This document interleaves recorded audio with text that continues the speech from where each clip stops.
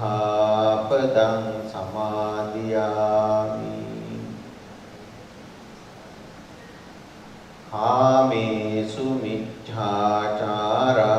වේරමණී සික්ඛාපදං සමාදියාමි.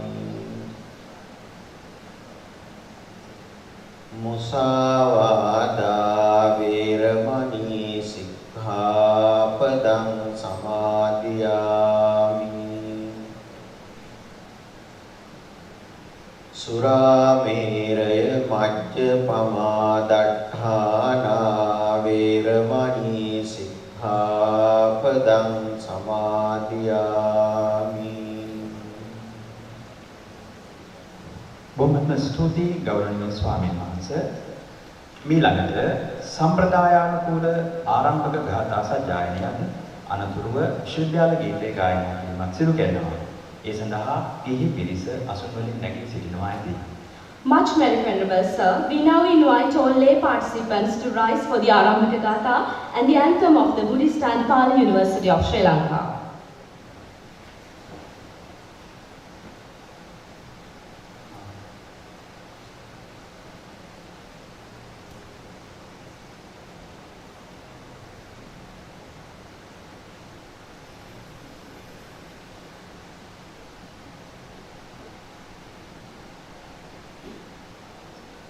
ආරභත නික්කමත යුඤ්ජත බුද්ධ ශාසනේ දුනාත මච්චුනෝ සේනං නලාගාරං වකුඤ්ජරෝ යෝයිමස්මින් ධම්ම විනයේ අපමත්තෝ විහෙස්සති පහාය ජාති සංසාරං දුක්ඛසන්තං කරිස්සති.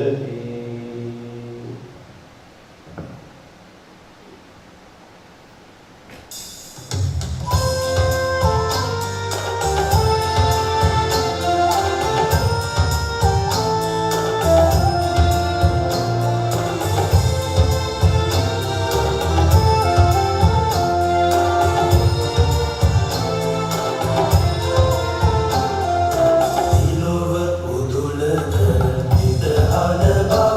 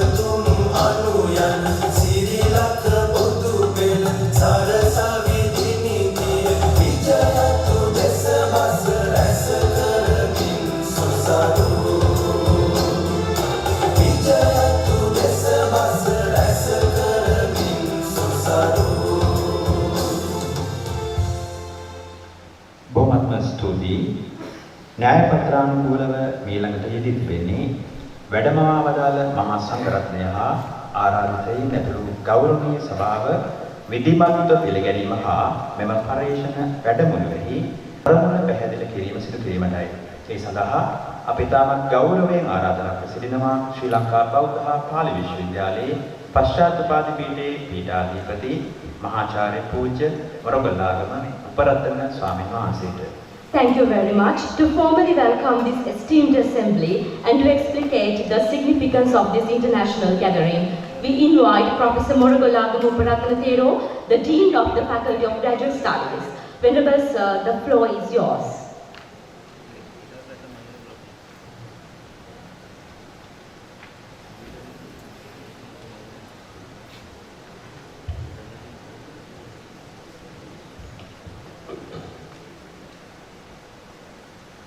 Most Venerable Vice Chancellor and members of the Mahasangha, the deans of the faculties, librarian, registrar, all the academic and non-academic members of the university, our guest of honor, the keynote speaker, distinguished scholars, and all the dignitaries and the participants. Good morning to all of you. In this occasion, my duty is to welcome you all and to introduce this event and the significance of this international conference. Before that, I consider it is my duty to make a brief introduction about the Faculty of Graduate Studies for your information. Buddhist and Pali University of Sri Lanka was structured in 1995 in accordance with the structure of the other universities of Sri Lanka with two faculties, Faculty of Buddhist Studies and Faculty of Language Studies. Our newly established faculties, Faculty of Graduate Studies, it was established on 1st of February 2019 under the full approval of Ministry of Education during the period of former Vice Chancellor Venerable Professor 𝐿.𝐶𝐮 Over its 43 years history, the Buddhist and Pali University of Sri Lanka has consistently strived to produce highly qualified scholars to meet the demands of the present. Hence, the Faculty of Graduate Studies of the university welcomes numerous postgraduate students each year, aiming to provide a platform for them to share their current and prospective research. This is the third international conference organized by the Faculty of Graduate Studies under the name of International Conference on Postgraduate Interdisciplinary Research 2025. As the Dean of the Faculty of Graduate Studies, I take pride in the fact that our third international research conference has gained a considerable acclaim, has become popular among all higher educational institutions not only in Sri Lanka but also in foreign countries. This widespread recognition has paved the way for a highly successful research conference. The conference covers a remarkable collection of disciplines reflecting its interdisciplinary nature. It includes not only Buddhism and Pali, but also various other disciplines within the field of humanities. In addition to Sanskrit, archaeology, linguistics, education, English, Tamil, and other foreign languages like Hindi, Chinese, Japanese, Korean, and French are included, adding to the richness and diversity of the conference. This year's conference has witnessed a surge in interest, with hundreds of authors submitting abstracts for consideration. Each abstract underwent a rigorous double-blind peer review process, ensuring the highest quality of research presented at the conference. Dear scholars and researchers, so the primary objective of this conference is to foster and enhance the research capabilities and innovative skills of postgraduate students at the Buddhist and Pali University of Sri Lanka. However, it is important to note that the conference is open to postgraduate students from all over the world in any institution. Our goal is to encourage research work at ICPIR annually, thereby enhancing their research and presentation skills. The other aim of this conference is to exchange the knowledge among scholars from various disciplines, establishing it as a hallmark in the academic community. I believe that you all have been gathered here with the intention of sharing your innovative findings, cutting-edge research and academic experience. The Faculty of Graduate Studies continues this conference every year as an annual tradition under the same name and same theme. Here, I sincerely wish that ICPIR revolves around the central theme of interdisciplinary research, as reflected in its title. Now, I would like to take this opportunity to welcome every involved in this solemn occasion.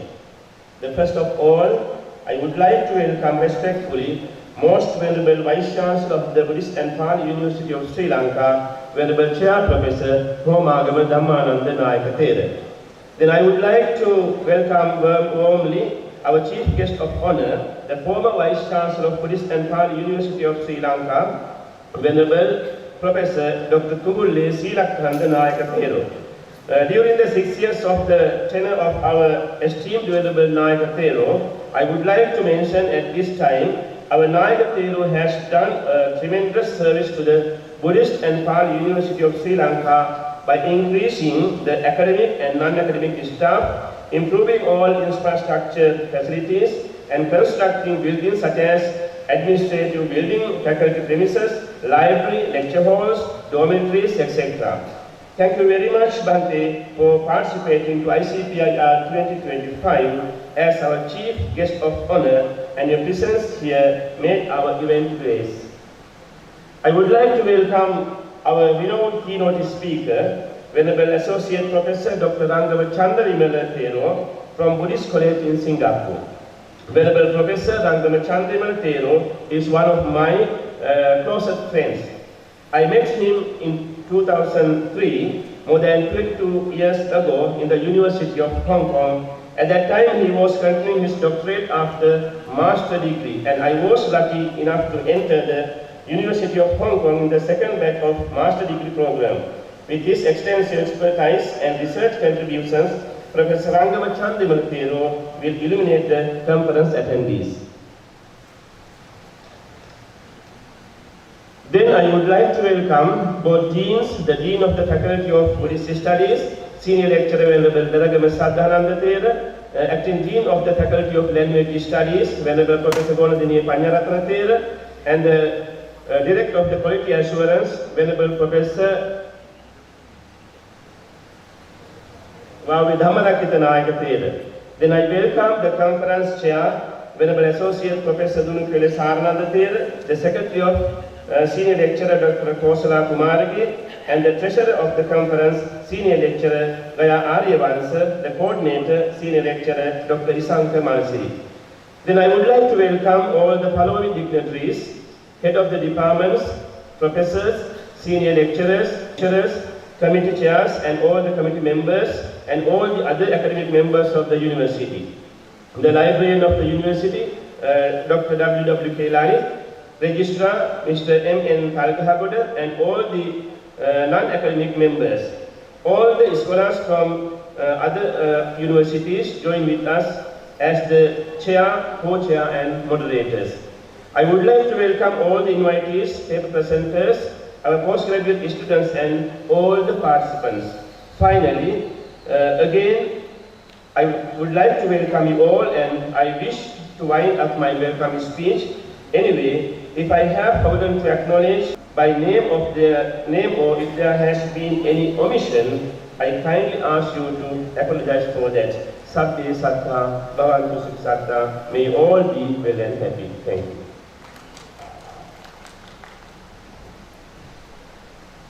බොහොමත්ම ස්තුතියි ස්වාමීන් වහන්සේ. දෙස් විදේශ ශාස්ත්‍රලෝලීන්ට විද්වතුන්ට ගැඹුරු දහම් ඥානය බෙදෙන ශ්‍රී ලංකා බෞද්ධ හා පාලි විශ්වවිද්‍යාලයේ පශ්චාත් උපාධි පීඨයත් ICPIR පර්යේෂණ සමුළු මාලාවත් පිළිබඳ කෙටි වාර්තා වැඩසටහනක් සඳහා දැන් යොමු වීමට අවස්ථාව. Thank you immensely, Venerable Sir. Now let us walk down the memory lane via a video presentation that sheds light on the vision, remarkable milestones and aspirations of the Faculty of Graduate Studies and this conference series.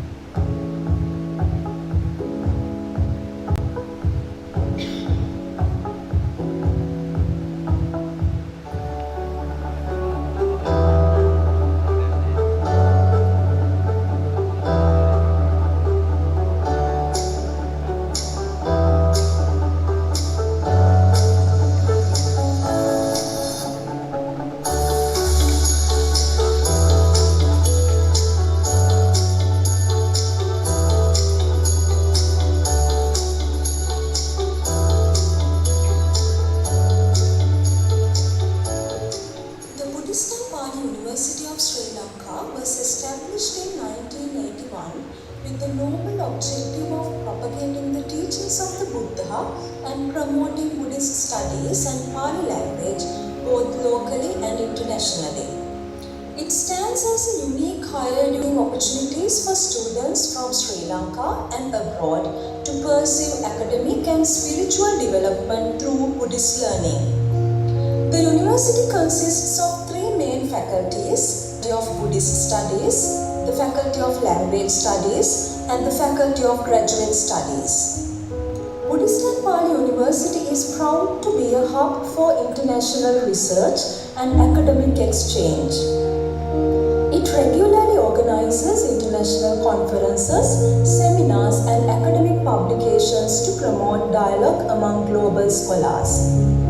The International Conference on Postgraduate Interdisciplinary Research is a prestigious annual academic event organized by the Faculty of Graduate Studies of Buddhist and Pali University of Sri Lanka. The conference serves as a vibrant platform for postgraduate scholars and researchers from diverse disciplines to present their research findings, share innovative ideas, and engage in meaningful scholarly dialogue.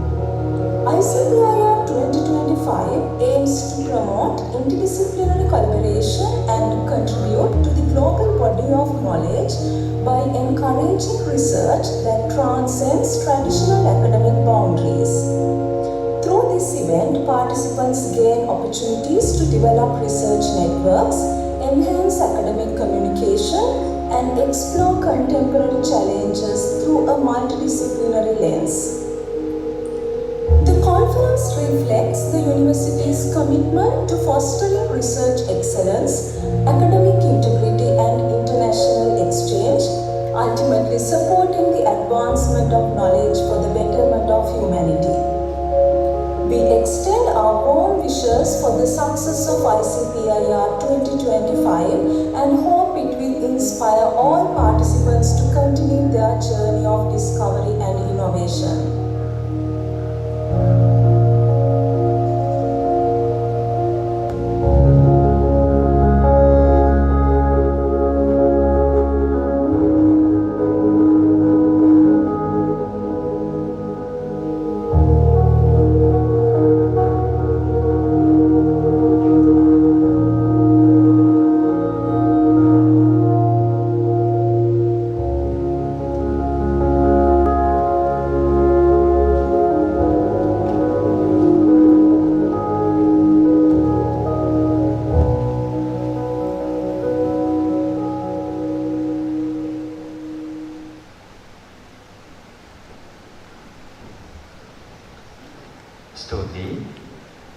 මනා නායකත්වයකින් තොරව කිසිදු සාමූහික කාර්යයක් සාර්ථක නොවන බව රහසක් නොවේ. විදේශ ශාඛා 14කට අධික සංඛ්‍යාවක් සහිත ශ්‍රී ලංකා බෞද්ධ පාලි විශ්වවිද්‍යාලය ආරම්භයේ පටන් මේ දක්වා මෙවන් අන්තර්ජාතික සමුළු පැවැත්වීම ඇතුළු ධර්ම ශාස්ත්‍රීය කාර්යයන් අති විශාල ප්‍රමාණයකට උරුමකම් දීමෙන්ම අප සාර්ථක බෞද්ධ විශ්වවිද්‍යාලයක් බව සනාථ කොට තිබෙනවා. මෙම ගෞරවනීය ආරාධනය එම කීර්තිමත් විශ්වවිද්‍යාලයේ වත්මන් ගරු මහෝපාධ්‍යාය විනයතුංග ආචාර්ය පූජ්‍ය හෝමාගම ධම්මානන්ද ස්වාමීන් වහන්සේට මෙම විද්වත් සභාව ආමන්ත්‍රණය කිරීම පිණිස. Thank you very much. We are honored to have amidst us our Venerable Vice Chancellor Thero, whose visionary leadership and guidance inspire continuous academic excellence. So we respectfully invite the Most Venerable Vice Chancellor, Chair Professor Homagama Dhammananda Thero, to address the gathering.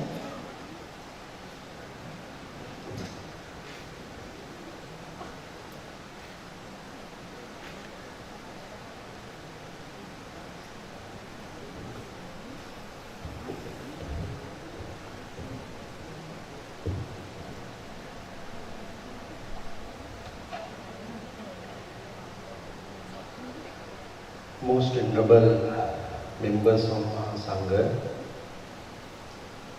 the guest of honor, distinguished keynote speaker, deans of the faculties, heads of the departments, academic and administrative staff, eminent scholars, researchers, and dear students. Good morning to all you. As the Vice Chancellor of this university, to offer my special thanks to guest of honor, former Vice Chancellor of this university, Professor 𝐿𝐳𝐧 because he was the person who appointed me as a professional lecturer when he was the Vice Chancellor of Bhikkhu University of Sri Lanka, Anuradhapura in 2005.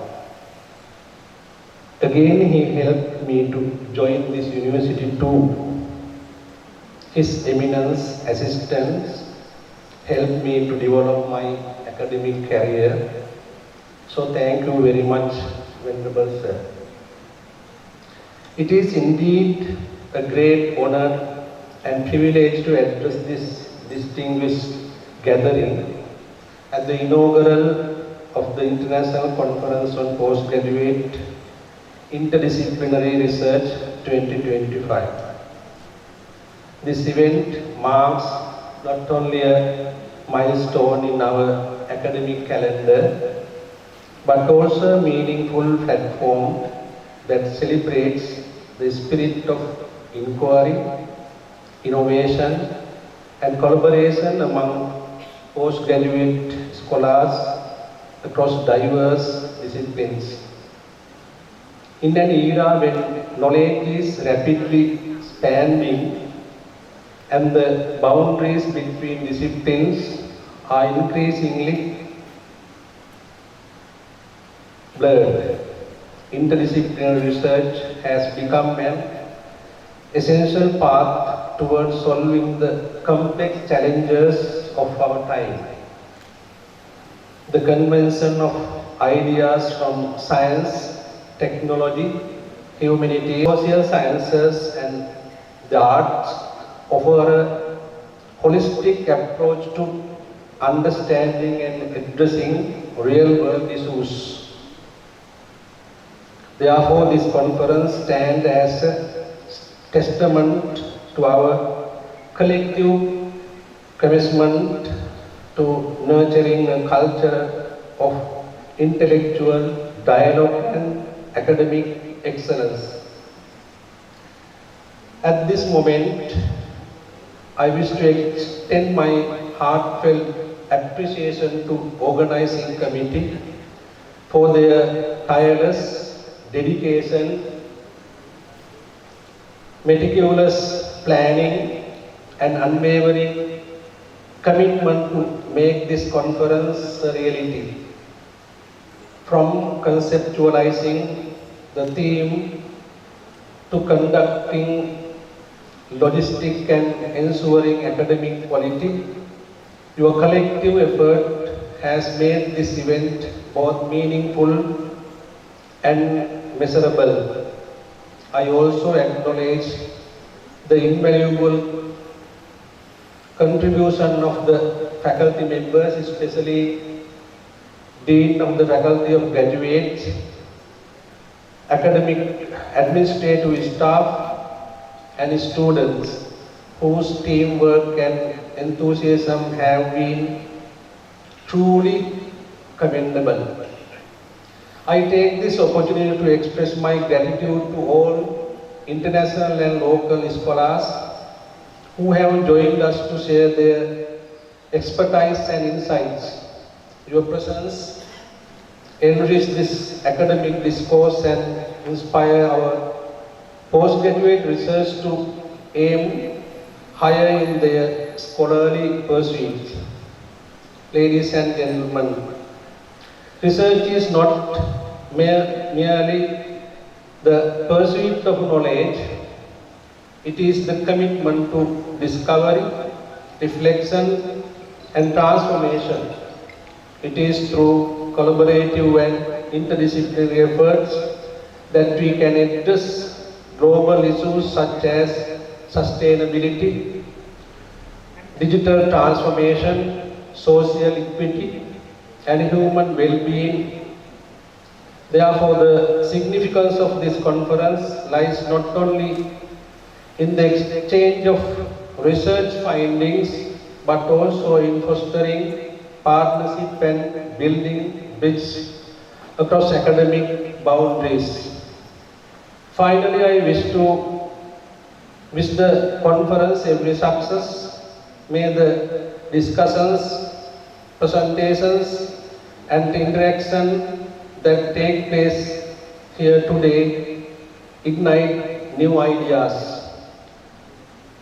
stimulate innovative thinking, and lead the meaningful outcomes for the advancement of knowledge and society.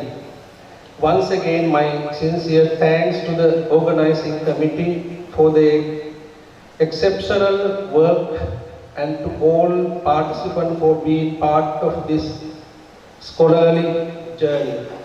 Thank you.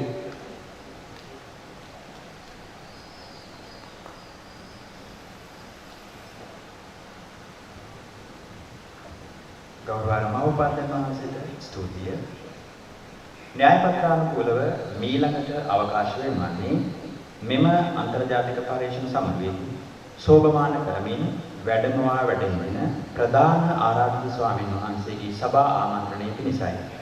ඒ සඳහා ප්‍රධාන ආරාධ්‍යයා විධිමත්ව හඳුන්වා දීම වෙනුවෙන් අපි තා ගෞරවයෙන් ආරාධනා කරනවා සමුළු ලේකම් ජ්‍යෙෂ්ඨ කතිකාචාර්ය ආචාර්ය 𝐂𝐞𝐫𝐴 මහත්මියට. Thank you most honorable sir for your encouraging and visionary words. Now the time has dawned for a most anticipated address. Let us invite the conference secretary, senior lecturer Dr. 𝐂𝐞𝐫𝐴 to introduce our esteemed guest of honor.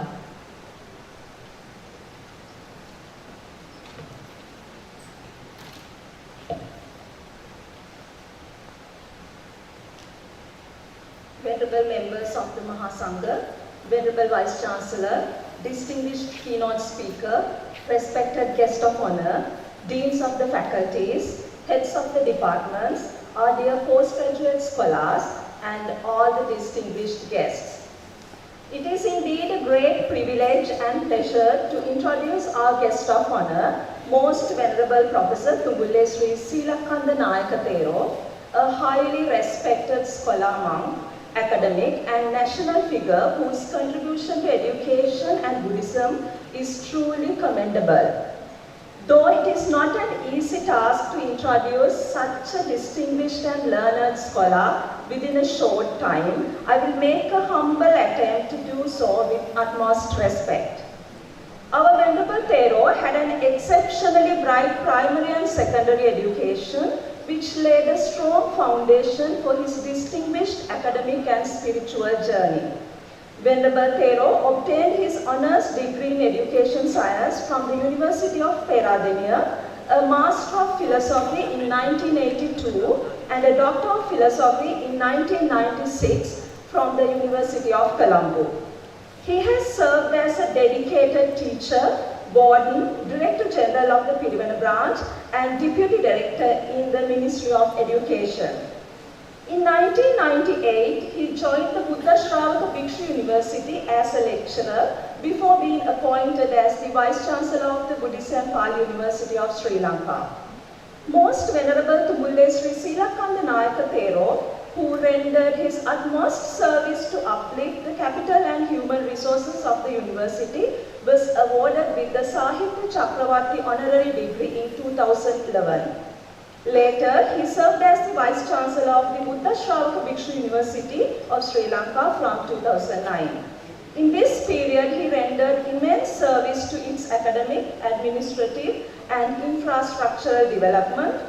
Under his wise leadership, both universities flourished academically and administratively.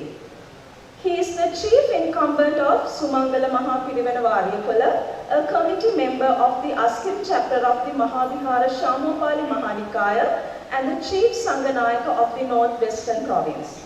For his service to education, literature, and religion, Venerable Thero has been honored with most distinguished titles such as Sahitya Suri, Darshana Visharada, Akkamaha Granthavachaka Pandita, Sadhamma Jyotika Daja, and the Sahitya Chakravarti honorary degree.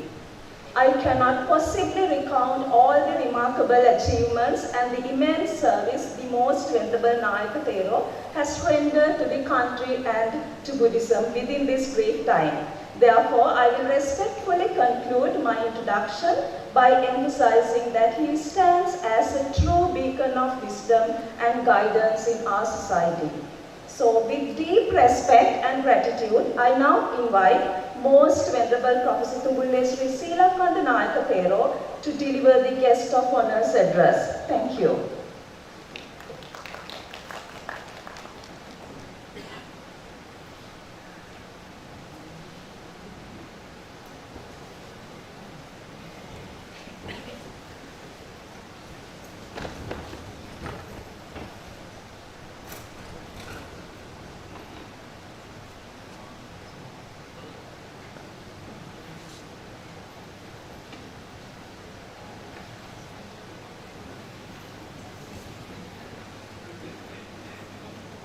මෙම එදගත් අවස්ථාවට වැඩමවා වදාළ මෙම විශ්වවිද්‍යාලයේ මහෝපාධ්‍යාය අතිගෞරවාර්හ ජ්‍යෙෂ්ඨ මහාචාර්ය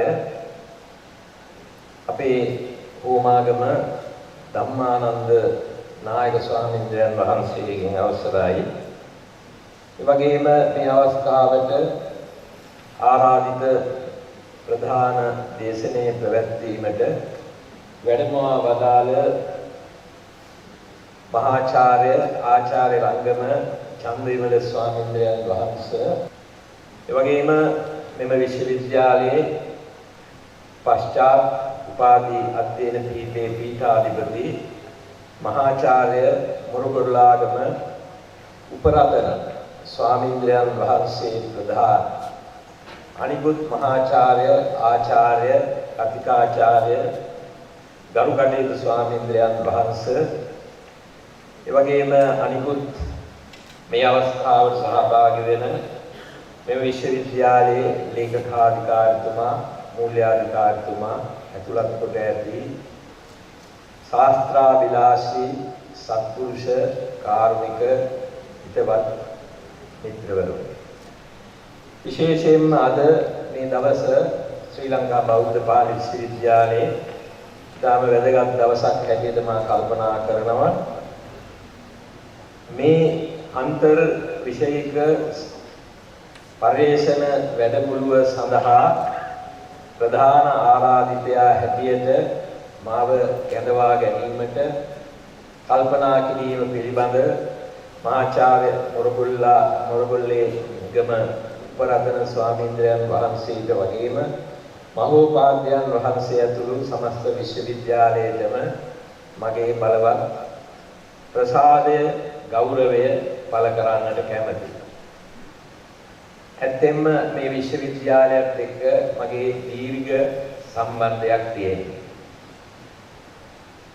මේ විශ්වවිද්‍යාලය පිළිබඳව ප්‍රථම සාකච්ඡාව ආරම්භ කළේ පවතුවේ පරම ධම්මචේතිය පිරිවෙනේ රත්මලානේ එදා අපේ විද්‍යාලංකාර පිරිවෙනේ වැඩ සිටිය මහාචාර්ය කාකපල්ලි අනුරුද්ධ නායක ස්වාමීන් වහන්සේත් සමග මේ සාකච්ඡාවට සහභාගී වෙන ආරාධිතයෙක් හැටියට නෙමෙයි නිරීක්ෂකයෙක් හැටියට මම ඉතාම තරුණ වයසේ පසුවෙද්දී ඊට සම්බන්ධ වුණා. ඒක මට අද වගේ විද්‍යාලය අනතුරුව අනුබද්ධ ආයතන 4ක් යටතේ ක්‍රියාත්මක වෙනකොට ශ්‍රී ලංකා බෞද්ධ හා පාලි විශ්වවිද්‍යාලයේ විද්‍යාලංකාර ආයතනයේ ධර්මාධ්‍යක්ෂ හැටියට අවුරුදු 4ක් විතර මම කටයුතු කරලා ඉන්පස්සේ තමයි බුද්ධ ශ්‍රාවක භික්ෂු විශ්වවිද්‍යාලයේ ටික කලකට වගේ අධිකාචාර්ය ධුරයකට ගිහින් ඒකත් අතහැරලා දාලා නැවත මම හිතන්නේ අපේ මහාචාර්ය මොරගොල්ලාගේ උපරතන හාමුදුරුවෝ මට කරපු ගෞරවයක් හැටියටයි මම සලකන්නේ. උන්වහන්සේ මේ විශ්වවිද්‍යාලයේ අධිකාචාර්යවරයෙක් හැටියට ආධුනික සම්බන්ධ වුණේ මම මේ විශ්වවිද්‍යාලයේ මහෝපාධ්‍යයන් වහන්සේ හැටියට ඉන්න අවස්ථාව. උන්වහන්සේ මේ තුන්වෙනි පරිශ්‍රණ සමුළුව තමයි පවත්වන්නේ. මම හිතන්නේ පශ්චාත්පාදී අධ්‍යයන පීඨයකින් විය යුතු සේවාව. උන්වහන්සේ ඊටම සාර්ථකව සිදු කරනවා කියලා මට හිතලා තියෙනවා. මම බොහෝ අවස්ථාවල මාධ්‍ය මගින් එහෙම නැත්නම් මුහුණු පොත මගින් දැකලා තියෙනවා උන්වහන්සේ විවිධ විශ්වවිද්‍යාල අන්තර්ජාතික වශයෙන් සම්බන්ධ කරගෙන ඒ වගේම ලද හැකි ආර්ථික වශයෙන් මේ විශ්වවිද්‍යාලයට ශක්ති ලබා දෙමින් ඒ වගේම ඊටත් වඩා එහාට ගිය පරිශ්‍රණ ඥානය පතුරවන්නට උන්වහන්සේ ක්‍රියා කරලා තියෙනවා. විශ්වවිද්‍යාලයක් කියන්නේ ගොඩනැගිලිවත් පුජ්‍යලයවත් නෙමෙයි. අපේ රටේ පරිශ්‍රණ සාහිත්‍යයේ ලෝකීය පරිශ්‍රණ සාහිත්‍යයේ යමක් අලුතෙන් එකතු කරන අවස්ථාවකට විශ්වවිද්‍යාලයටපත් වෙනවා නම් ඒක තමයි වැදගත්ම දේ. ඒ නිසා විශ්වවිද්‍යාලයක රෑන්ක් එක මට්ටම ලෝකේ රටේ උසස් මට්ටමකට එන්නේ එවැනි පරිශ්‍රණ කිරීමෙන් හා එයින් පිළිවෙල විද්‍යාර්ථීන් මේ විශ්වයේ කොතනද ඉන්නේ අන්න ඒ අයගේ දැනුම තේරුම සේවය මන බලලයි. ඒ නිසා තවදුරටත් ඒ ශක්තිමත් කිරීමට තමයි මේ වැඩ මුළු පරිශ්‍රණ සමුළුව අද පවත්වන්නේ. ඒක විශේෂකට කොටු නොවි විවිධ විෂය මාධ්‍ය කරගෙන මේ පරිශ්‍රණ ක්‍රියාවලිය සිද්ධ කරලා ඒන් තවත් අලුත් දෙයක් නවමු දැනීමක් පරිශ්‍රණ සාහිත්‍යයට එකතු කිරීම තමයි මේ වැඩමුළුවේ අදහස බවට පත් වෙලා තියෙන්නේ. ශ්‍රී ලංකා බෞද්ධ හා පාලි විශ්වවිද්‍යාලය අපි දකිනවා එවැනි පරිශ්‍රණ සමුළු වැඩසටහන් නොඑක් අවස්ථාවල පවත්වනවා. ඇත්ත වශයෙන්ම මේ රටේ බෞද්ධ අධ්‍යාපනය වගේම බෞද්ධ විශ්වවිද්‍යාල අධ්‍යාපනයේ නගා සිටුවන තියෙන ප්‍රධානම ආයතනයක් තමයි ශ්‍රී ලංකා බෞද්ධ හා පාලි විශ්වවිද්‍යාලය. ඒ ආයතනයෙන් ඒ අරමුණු ක්‍රියාත්මක වුණොත් සමහර විට විවිධ දර්ශන එහෙම නැත්නම් විවිධ මතමතාන්තර ක්‍රියාත්මක වෙන කාලයක මෙවැනි විශ්වවිද්‍යාල වලට ලැබෙන සහායයන් අඩු වෙන්නත් පුළුවනි. එහෙම නැත්නම් විශ්වවිද්‍යාල දෙකම එකක් වෙන්නත් පුළුවනි. කොහොම නොඑක් මතමතාන්තර පැවතීගෙන යනවා.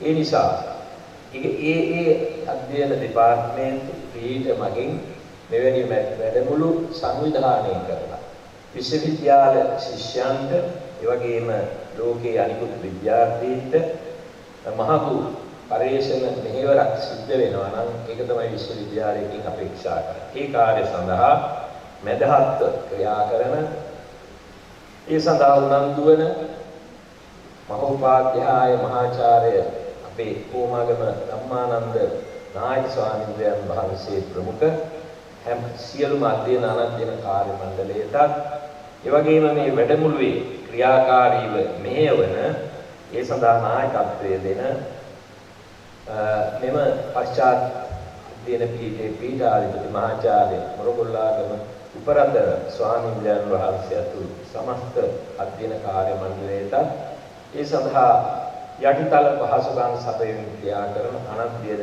නිලධාරීන් අතුළු හැම දෙනාට මගේ ස්තුතිය ප්‍රසාදය ගෞරවය පළ කරමින් ඊටම සඵල ප්‍රයෝජනවත් සැසියක් බවට පත් වේවායි ආශිර්වාදනය කරමින් මගේ කිති අනුශාසන මේ අවසන්.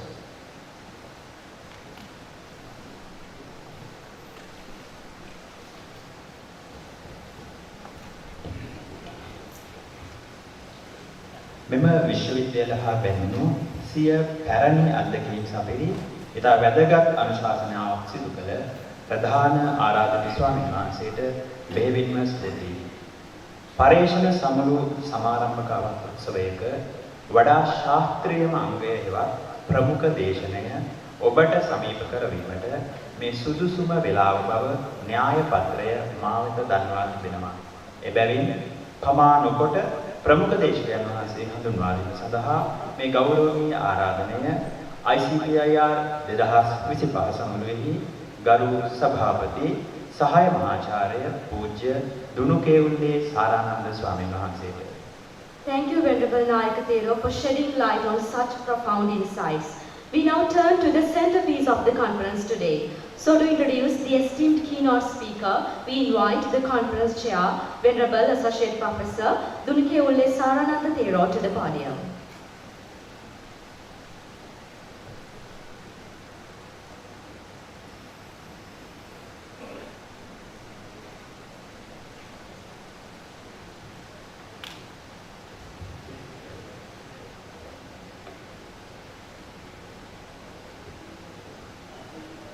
Good morning, everybody. Venerable Chair Professor 𝐂𝐞𝐫𝐴𝐺𝐸𝐺 Vice Chancellor, Buddhist and Pali University of Sri Lanka. Guest of honor, Most Venerable Professor 𝐶𝐿𝐴𝐺𝐸𝐺 Venerable Sirs, Secretary, ICPIR 2025, Deans, Head of the Departments, Senior Professors, all the academic members, librarian, registrar, bursar, and all the non-academic staff members, presenters, foreign delegates, scholars, and ladies and gentlemen. Venerable Dr. 𝐼𝐧𝐸𝐺 Thero is a Sri Lankan Buddhist monk and received higher ordination in 1989. He completed his monastic education at Gangaram Pirivana, Colombo 2nd. Venerable Sir graduated from the University of 𝐾𝐿𝐴, Sri Lanka in Buddhist philosophy with honors degree in 1994 and obtained a Master of Art degree, Postgraduate Institute of Pali and Buddhist Studies, the University of 𝐾𝐿𝐴, Sri Lanka in 1997. He completed Diploma in Buddhist Studies in this university in 1993. As a training teacher, he received a postgraduate diploma in education from University of Colombo, Sri Lanka in 1998 and served as teacher at a monastic college in Sri Lanka. He also received MA in Buddhist Studies with distinction the University of Hong Kong 2003 and PhD Center of Buddhist Studies, the University of Hong Kong 2008. Respectively, certainly he is serving as Associate Professor at the Buddhist College of Singapore at the Convention 𝐾𝐞𝐫𝐞𝐦𝐨 Monastery. He has published so many articles in international journals, among them Vajrayana Buddhism in medieval Sri Lanka, Titled A Noble to the World Peace, Dhammadhatu Vandana in medieval Sri Lanka, Right Understanding and Social Life, Crossing the Search of Dhamma, Tantric Buddhist Influence on Sri Lankan Spirit, Bodhicitta Practice in the Theravada Buddhism with special reference to the Abhayagiri in ancient Sri Lanka and the historical Buddhist scene in the Pali Sutta Pitaka. Venerable Sir presented different kind papers at International Buddhist Conference in Australia, China, Hong Kong, France, India, Nepal, Singapore, Sri Lanka and Thailand. He was awarded the Best Young Scholar award at the 3rd 𝐶𝐮𝐵 Buddhist Conference in South Korea in 2006 for his paper on Bodhisattva practice in ancient Sri Lanka. His field of the interest covers early Buddhism, Buddhist philosophy, Buddhist psychology, Mahayana Buddhism, Vajrayana Buddhism and Buddhist history. His latest publication is Heterodox Buddhism, the Scholars of the 𝐈𝐽𝐺𝐻, and translated the 𝐿okanuvartana Sutta. Venerable 𝐾𝐞𝐫𝐞𝐦𝐨 has more than 10 years of professional experiences. I invite Venerable Sir to deliver the keynote address at this international conference. May the Triple Gem bless. Thank you.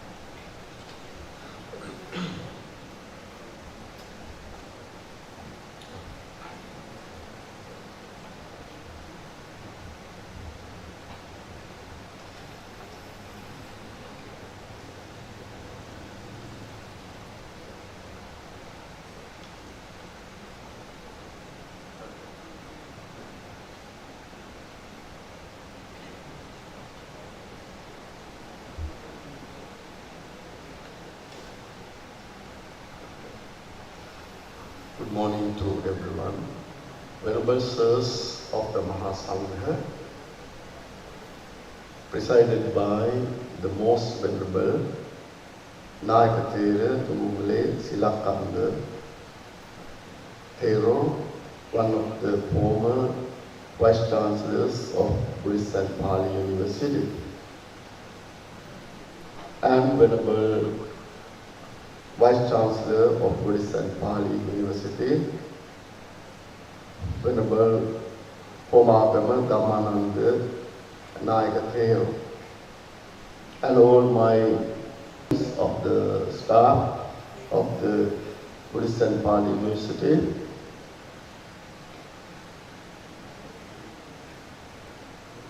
Venerable 𝐾𝐤𝐿𝐴𝐺𝐻 Mahathera, one of my friends, and all the other venerable staff members of the Buddhist and Pali University. I'm very happy to be here and honored to be here as the guest speaker and the keynote speaker today. I'm very much thankful to Venerable Uparattana Thero, the Dean of Graduate School, for inviting me to deliver the keynote speech. He's a very close friend of mine, and we studied together at the University of Hong Kong, and then while I'm doing PhD there, I went to Wuhan University in China, and we always discuss about academic matters most of the time. And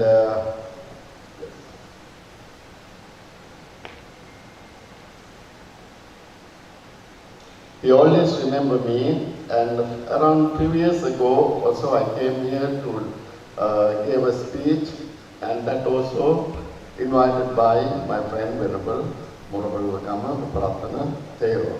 So thank you very much, Venerable, and all the staff members, and here today the Registrar of the Buddhist and Pali University, and the distinguished guests, and all the participants and the attendees of the conference. Unfortunately, I don't see the students of the Buddhist and Pali University, and Venerable Pratana is a little bit upset because students are still coming. Most of the time they come in time to do their presentation. So the panelists, most of the time when we attend the conferences, and we cannot see them, and they only participate in their panel discussions or in their presentation in different panels. So, however, at this moment, I'm very happy to be here, and I miss someone.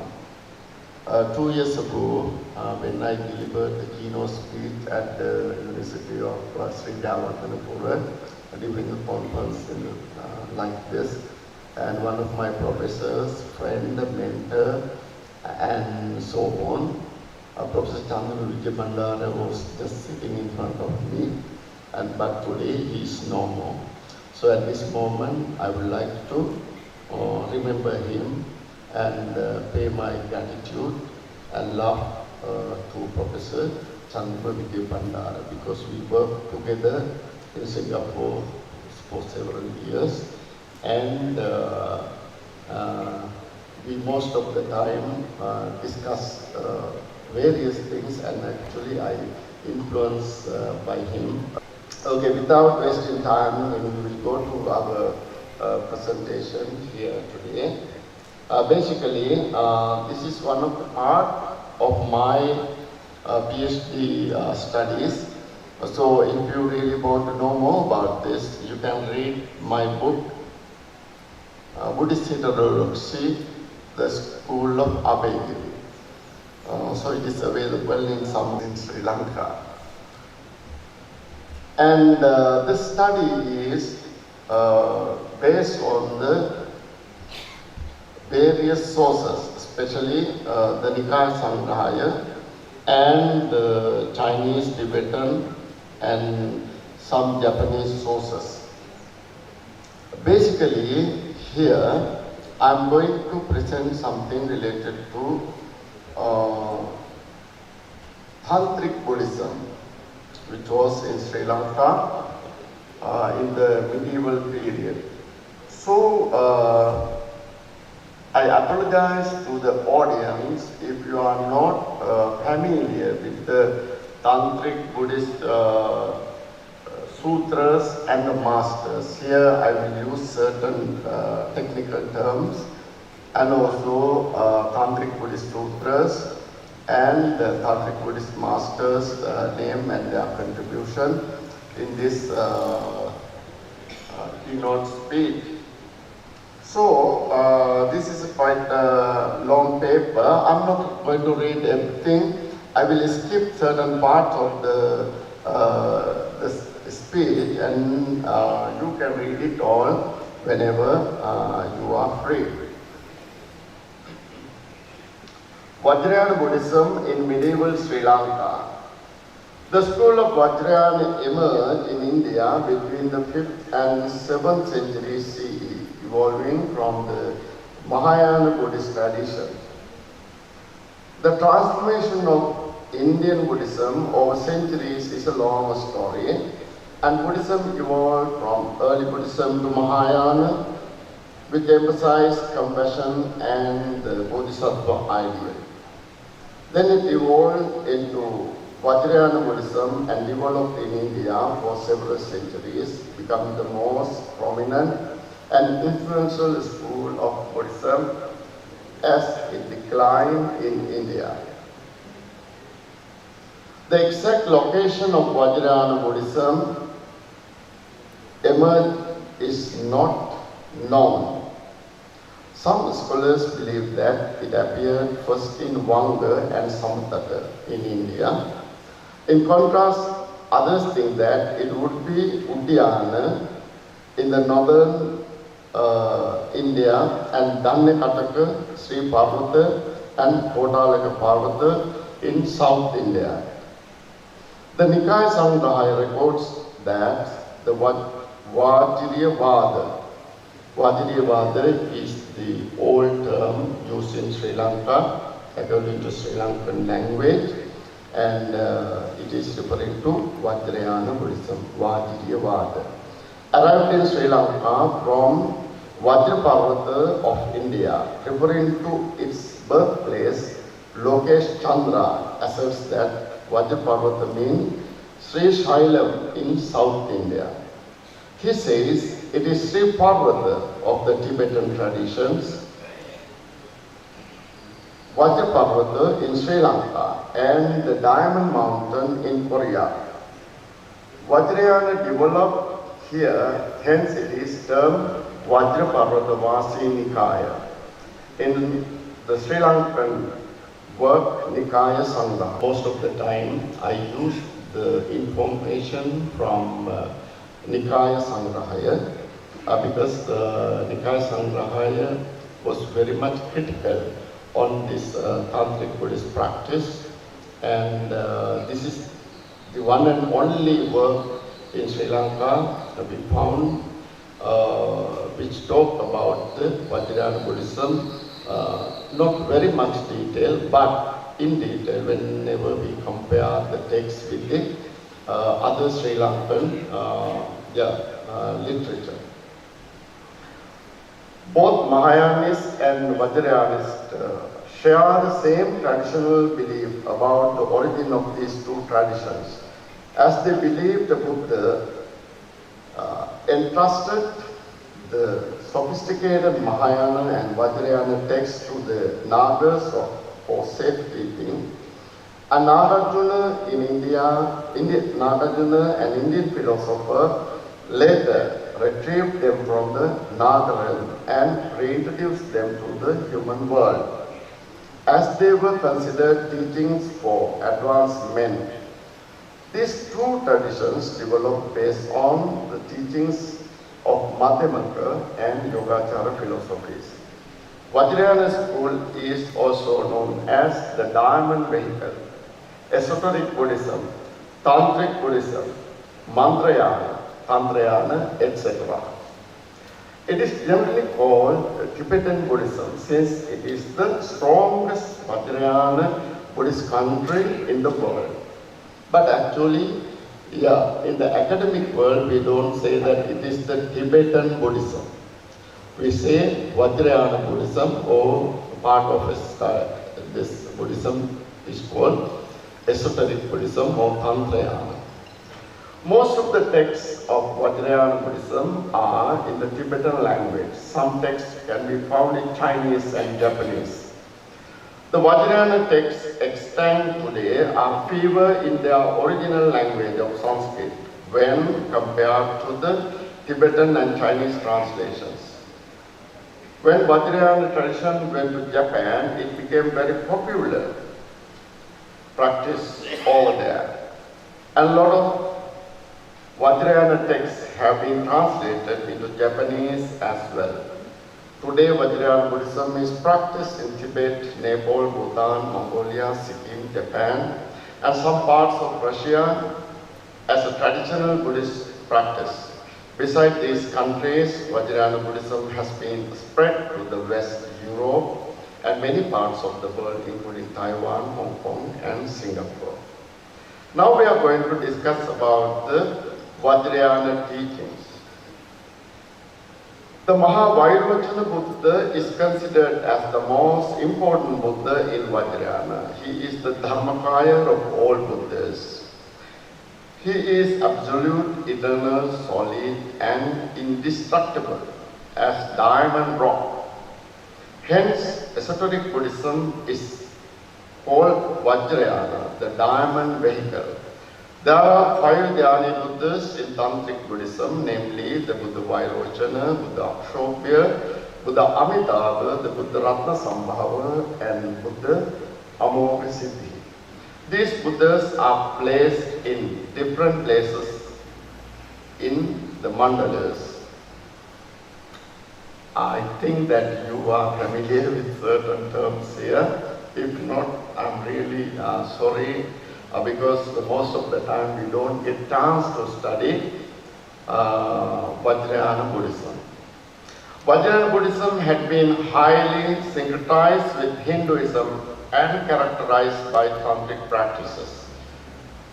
𝐿𝐶𝐸, one of the Chinese scholars, in his article Introduction to Esoteric Religion, describes the nature and characteristics of Vajrayana Buddhism as follows. Metaphysically speaking, esoteric Buddhist philosophy is more similar to Hindu absolutism than to the Buddha's philosophy of Anatman. The esoteric understanding of 𝐸𝐻𝐼𝐺𝐸 and Dharmakaya sounds like Brahman, the source of all things. Thus, the metaphysical teaching of esoteric Buddhism could hardly be the ultimate flowering of Gautama Buddha's Dharma. They seem to go back to the very metaphysical view that the Buddha stepped to reject. Another important practice of Vajrayana is the recitation of dharanis. Dharanis are protective spells or incantations. Magical power can be produced by reciting dharanis and mantras. Mental concentration is essential when one recites dharanis. The 𝐿𝐶𝐸𝐺𝐬 can avert any kind of karma, any kind of basically the bad karma. Even the 5 gravest karmas mentioned in Buddhism. This is quite interesting, and it is going against the early Buddhist teachings as well, because we know that there are 5 gravest karma, like shedding the blood of the Buddha and making a schism in the Sangha, killing mother, father, and also killing an Arahant. Is considered as irreversible, and definitely the sinner experienced the bad karma for this. But in the Vajrayana tradition, in the 𝐿𝐶𝐸𝐺𝐸 Sutta, there is a mantra which is called Sarva Durgati Parishodhana Dharani. If one recites this, and he can eliminate all sort of bad karmas, and he can be purified. This is one of the different teachings that we are having in the early Buddhism and also in the Mahayana Buddhism. Therefore, it is called the Sarva Durgati Parishodhana Dharani. The mantra can eliminate all bad karmas. One of the popular dharanis in Nepal is Pancharaksha, the 5 protective blessings dharani. By reciting this dharani, one can eliminate all evils, disease, evil spirits, hostile planetary effects, threat of wild animals, poisonous insects, etc. Regarding the practice of mantras and dharanis in esoteric Buddhism, Benotos Bhattacharya says as follows. This is quite interesting. The Vajrayanis maintain that the mantras are endowed with great powers, and they blindly believe in them. The Buddhist tantric literature passages showing this blind faith on their part are very frequent and eloquent.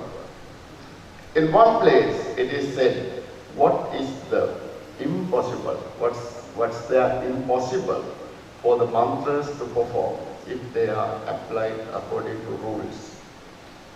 In another place it is said that through the repeated mutterings of the mantra, so much power is generated.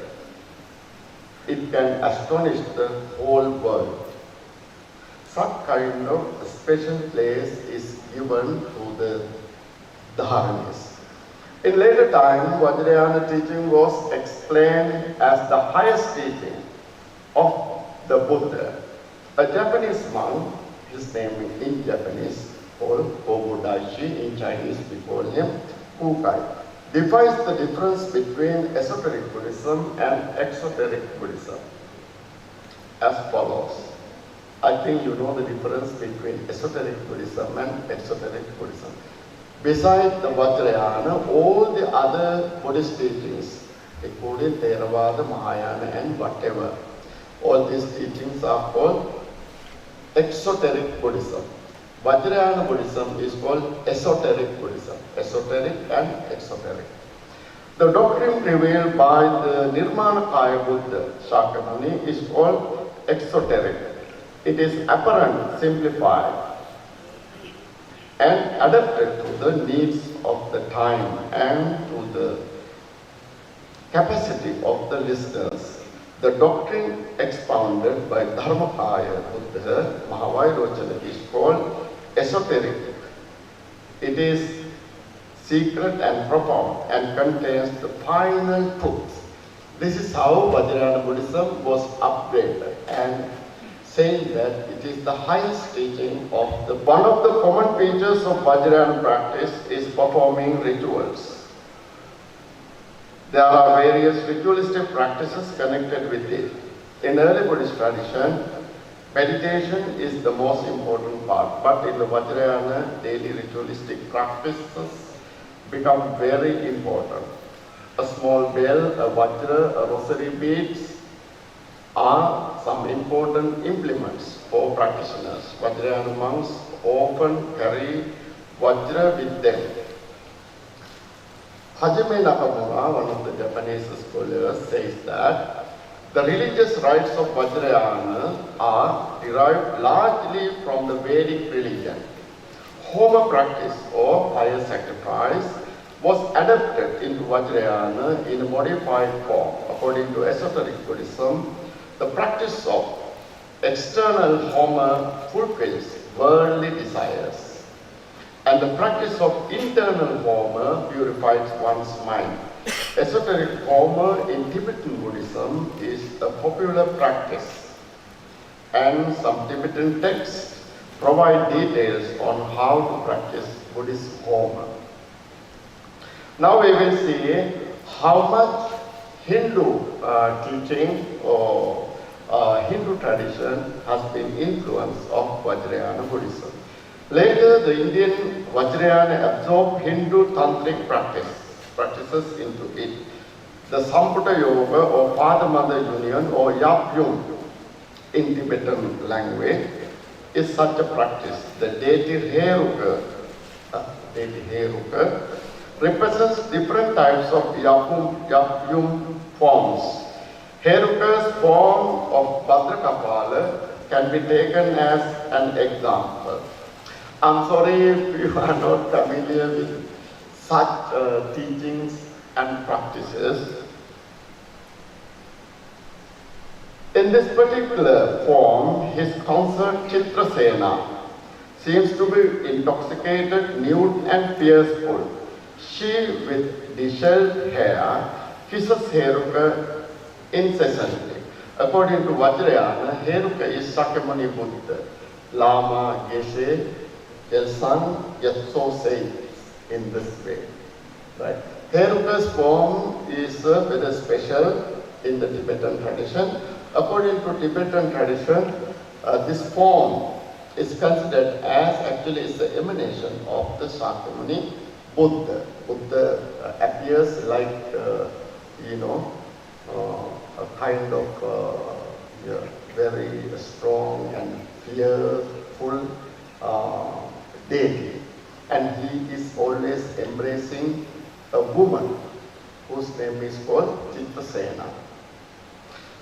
Buddha Vajradhara, Buddha Shakyamuni, the Buddha Heruka are the same person, differing only in aspect. When Buddha turned the wheel of the Dhamma or Dhamma Sutras, he appeared in the form of an ordained person.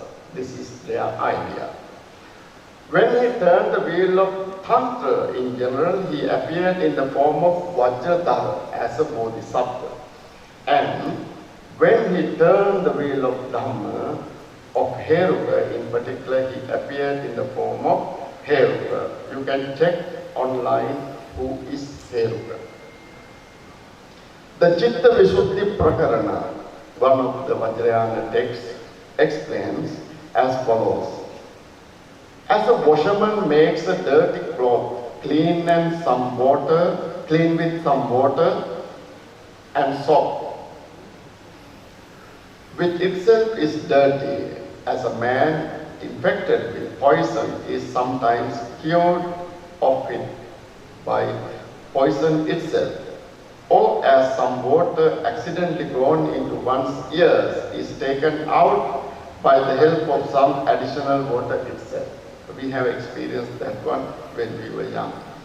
So the text asserts that one can get rid of raga, lust and karma, sensual desire, along with this very raga and karma by properly applying them. They become the cause of bondage only when they are resorted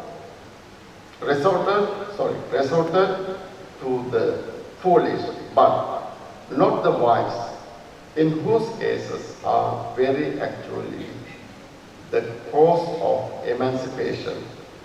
The author of the Chitta Visuddhi Prakarana further advises the practitioner to worship women without any discrimination as regards their beauty, kinship, or caste. He further asks the practitioner to use meat, wine unhesitatingly. In this way, he advises everyone to resort to mantravada only. This is the kind of idea and a kind of view in the Tantric Buddhism. The Sarvatathagata Tattva Sangraha. Hereafter, in certain times, I will use STTS. Is one of the texts among three important texts of Buddhist Tantrism, along with the Mahavairochana Sutra and the Susiddhikara Sutra. These three sutras in the esoteric Buddhism are very important, and they are the main sutras: Sarvatathagata Tattva Sangraha and Mahavairochana Sutra and the Susiddhikara Sutra. The 5th chapter deals with sexual practices. Right.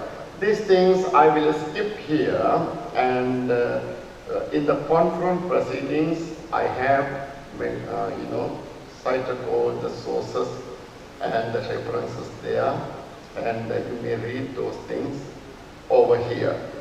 And there is a special stanza or a gatha or sloka in the Sarvatathagata Tattva Sangraha. This is quite interesting. Especially our Venerable Premananda will be very much interested in this. Viraga sadusham papam anyan nasti tridapate. Tasmat kama viragatvam na karyam bhavata puna. Yes, so what you have to do is not to practice viraga. It is considered as the greatest sin. So what you have to do is that you have to practice the sensual desire. The Chanda Maharosana Tantra and the Tathagata Guhyaka Sutras are the two Tantric Buddhist texts that deal with the same subject. So Chanda Maharosana Tantra, you can read it online. There are several PhD studies on this sutra. And it is one of the most tantric, ritualistic practices and sexual practices, and all these things are mixed in this sutra, amalgamated. And Chanda Maharosana Tantra is a very important text in the Vajrayana Buddhism, especially in the part of Tantric tradition. However, in the modern Vajrayana, these practices are not taken into consideration, and they are explained as just symbolic practices in the modern day. However, through these practices are said to be symbolic explanations. Though these practices are said to be symbolic explanations, from the view of early Buddhism, they cannot be considered as demonstrations, because early Buddhism is very much different from this view. This could be the reason to criticize Tantrayana Buddhist practices in the �nikāya-saṅgraha as low and vulgar. Whenever we refer to the �nikāya-saṅgraha, it vehemently criticizes the tantric practices and completely rejects the tantric practices. Besides Hindu rituals, gods and goddesses were also added to the Buddhist pantheons of gods and goddesses in Vajrayana. They have been upgraded to bodhisattvas or deities and respected as guardians of Buddhism. Ancient institutes such as Nalanda, Vikramashila fostered Vajrayana Buddhism in India. These great seeds of learning were destroyed by Hindu-Muslim fanatics. Fortunately, Vajrayana Buddhism had spread in Nepal, Tibet, China, Mongolia and Japan before it was wiped out from the Indian soil. When the Vajrayana Buddhism was established in Tibet, it mixed with Tibetan local religion which is known as Bon and give it a mysterious and colorful outlook. Yes. Now we are going to discuss some kind of information found in the �nikāya-saṅgraha. The �nikāya-saṅgraha, which was composed in the 14th century CE by 𝐿 Tero, appears to be very much a text of the real orthodoxy of the Theravada tradition. The references that have been made to non-Theravada personages or their views are extremely derogated. Therefore, this treatment implies that there has been a struggle between the Theravada and non-Theravada schools for supremacy. In brief, the aim of the �nikāya-saṅgraha is nothing but to uphold one's own view. We call it Sakavada in Pali, which means Theravada, and to condemn downright non-Theravada views, Paravada. For these reasons, all information in the �nikāya-saṅgraha cannot be considered unbiased. Yes, some. Despite its bias, it can be taken as an important source regarding Buddhist schools in ancient Sri Lanka. The �nikāya-saṅgraha is the only source that provides us with a single account of the arrival of Vajrayana Buddhism in Sri Lanka. There is consensus on the point that the word Vajrayavada used in the �nikāya-saṅgraha is the Vajrayana. Vajri is an ancient singular term used for Vajra in Pali, Vajra in Pali or Vajra in Sanskrit. However, Tantric Buddhism could have prevailed in Sri Lanka much earlier than the time stated in the �nikāya-saṅgraha. The reason is that the Chinese sources. The best evidence to support this hypothesis is the Chinese accounts of the biographies of two eminent Indian Tantric masters, Vajrabodhi and Amokha, who visited in Sri Lanka in the 8th century CE. According to the �nikāya-saṅgraha, Vajrayavada arrived in Sri Lanka from Vajraparvata of India during the reign of King Matwala Sen. King Matwala Sen has been identified as the Sena, the one who preferred the teaching of the Abhayagiri to that the Mahavihara, that of the Mahavihara. The Mahavansa recounts that the king practiced religious rituals unheard before, and it is said that bhikkhus and bhikkhunis found those activities contain surplus elements when they compared them with the facts given in the Pali text. And this is quite an interesting thing.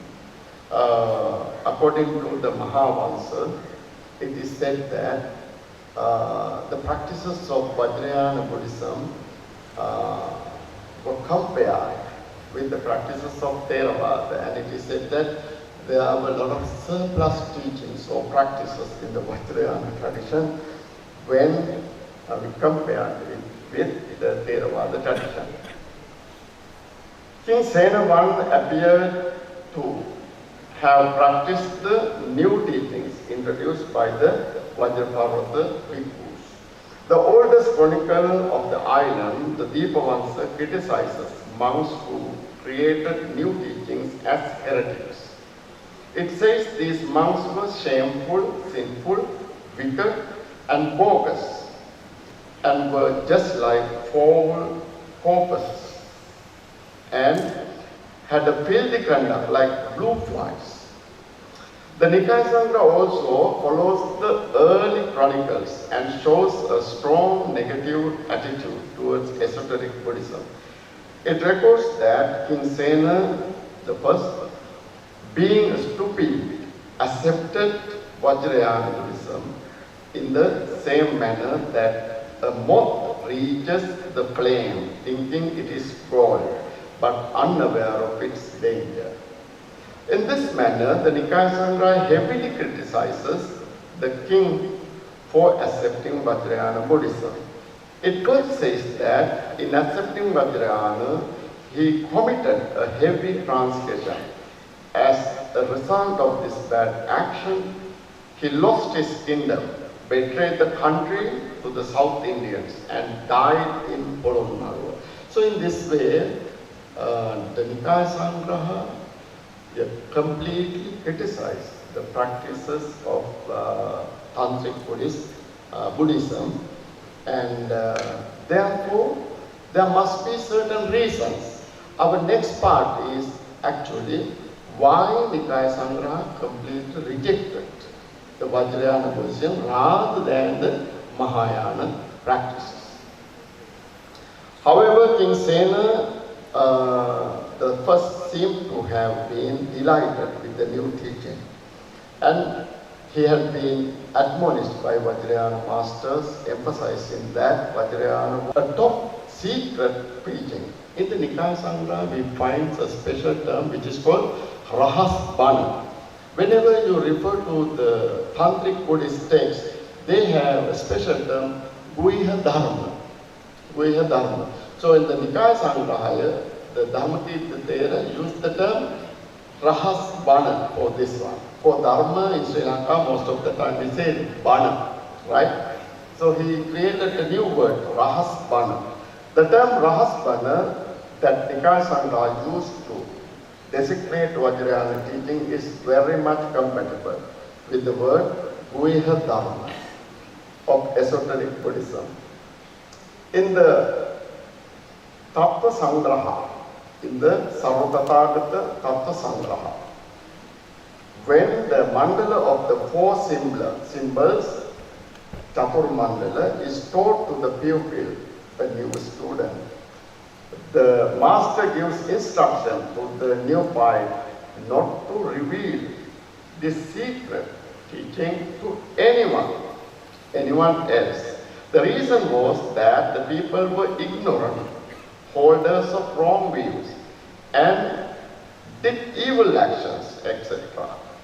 Therefore, the information given in the Nikaya Sangraha on the secret practice of Vajrayana Buddhism is acceptable whenever we compare with the teachings of certain sutras, especially the Sarvatathagata Tattva Sangraha. The Nikaya Sangraha gives a long list of 34 books that belong to the Vaitulyavada, Vajraparvata Nikaya, that means Vajrayana, and also other non-Theravada schools such as Hemavata and Rajagirika. Mudhyanse, that means Nandasena Mudhyanse, professor, has taken a laudable effort to identify the Mahayana and Tantric works listed in the Nikaya Sangraha, comparing them with the Chinese and Tibetan translations of the Tantric Buddhism would have arrived in Sri Lanka approximately in the 8th century CE, 500 earlier than the Nikaya Sangrahaya. Other than in the Nikaya Sangraha, we do not find any other source in Sri Lanka which provides information about the Mahayana and Vajrayana texts. Therefore, at least some of those texts mentioned in the Nikaya Sangraha would have been circulating among the people in Sri Lanka. To support this view, we cannot quote the evidence from the Nikaya Sangraha. It records that due to its secret practice, the Vajrayana was protected as a secret dharma.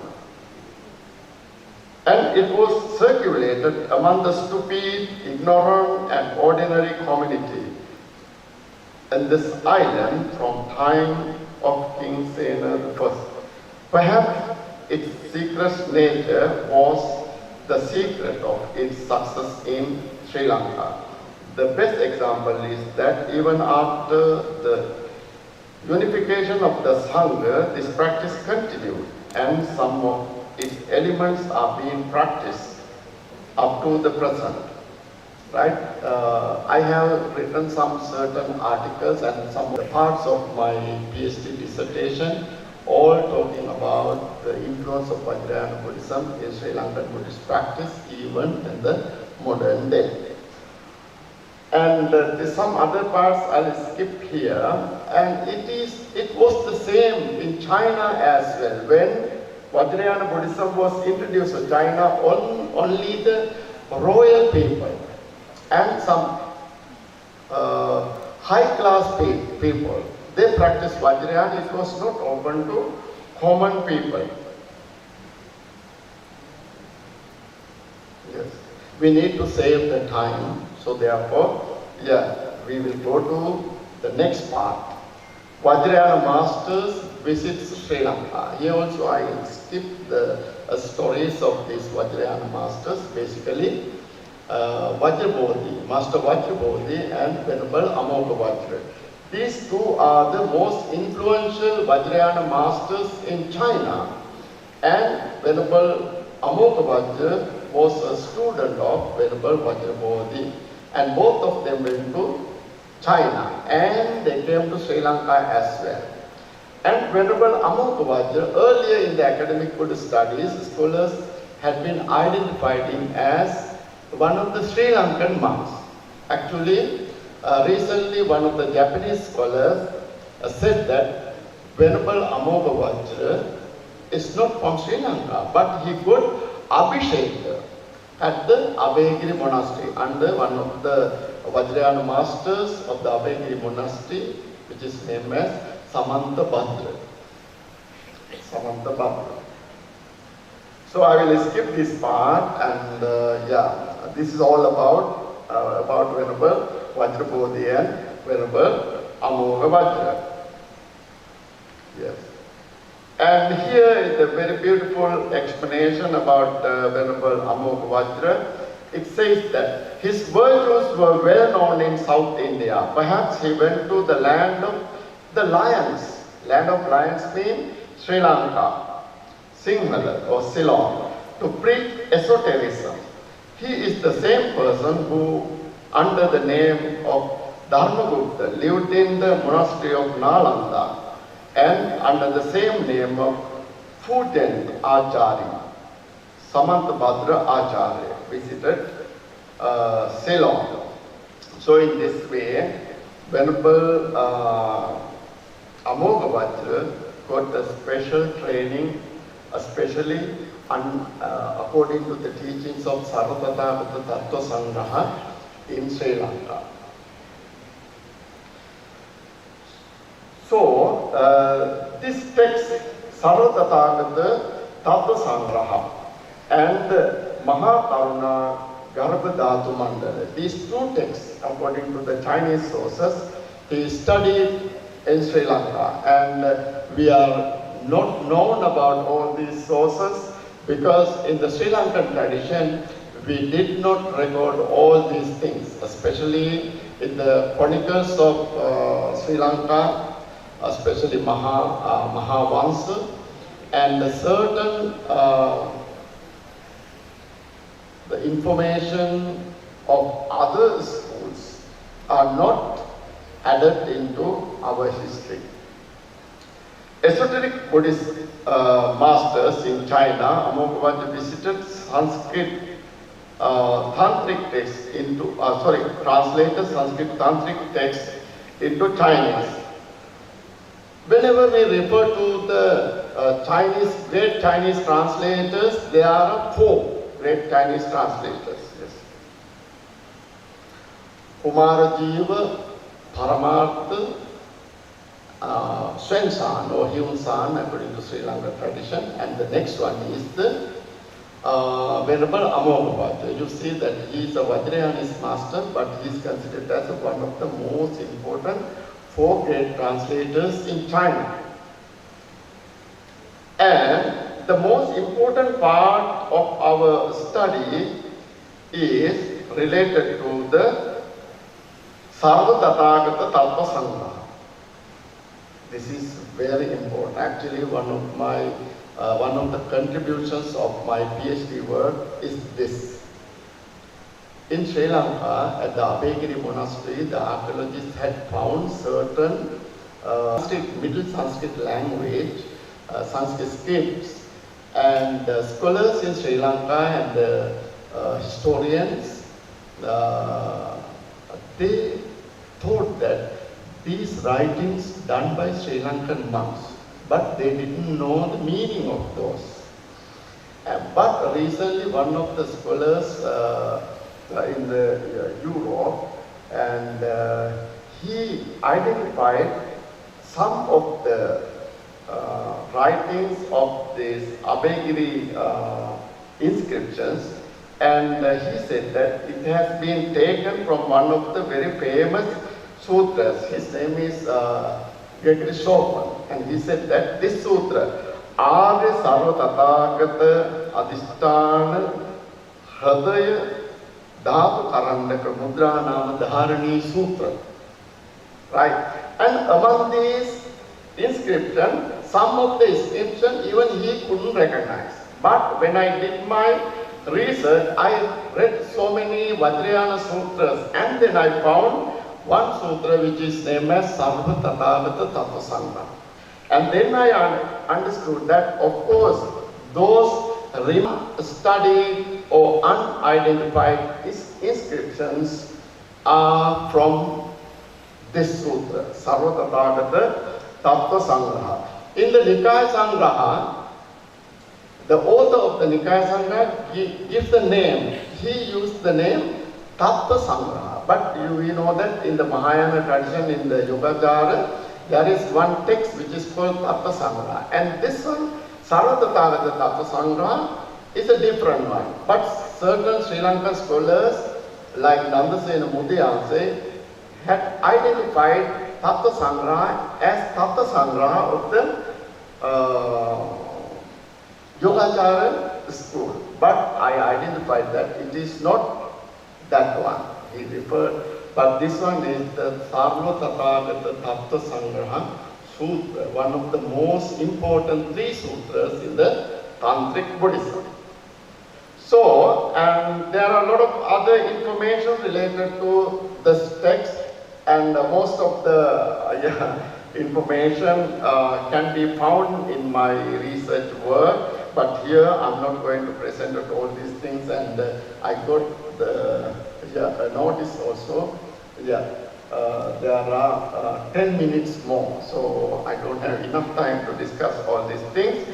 So, however, the Sarva Tathagata Tattva Sangraha is a very important text whenever we take the Vajrayana teachings, especially the Tantric teachings, and it is one of the most important teachings here in Sri Lanka, especially related, in the field of historical studies. And yes, there are some dharanis which is called 𝐈𝐴𝐺𝐸 dharanis, so 8 𝐈𝐴𝐺𝐸 dharanis. And if one refer to the 8 𝐈𝐴𝐺𝐸 dharanis, you may find these dharanis. And here I have compared the inscription identified by the 𝐾𝐞𝐫𝐴 here with the 𝐈𝐴𝐺𝐸 version and the Chinese version, because the Gregory Chopin used the Tibetan version. So I use here the 𝐈𝐴𝐺𝐸 version and the Chinese version exactly the same. And related to my study or my identification, you find here my comparison here. This is the 𝐈𝐴𝐺𝐸 inscription and this is the Brahmavajri home. All these things are similar, but unfortunately over 60 years or more than, and we couldn't identify those things. That is why the researches are very important. Otherwise, we think that these things just written by the 𝐈𝐴𝐺𝐸 monks or someone else, but maybe remain unidentified. So after this study, and most of the people now in the world, they know about it. And my writings about this is now spread everywhere. And several thousands of academicians have read it. And my text about this is even referred in the 𝐶𝐻𝑎𝑠 and the London Buddhist London University, right? So this is the importance of the study. So therefore, we have so much sources, maybe some other things also.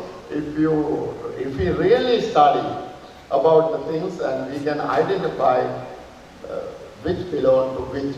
Especially we have one of the texts which is named as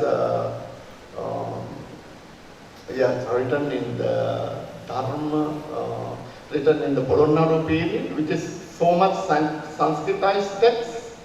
And in that text, in the Dharma Padipika, so many slokas are there. Still we do not know where they have taken from. But in my study, I found some slokas in the Dharma Padipika taken from the Vajrayana tradition. I have identified about 5 or 6.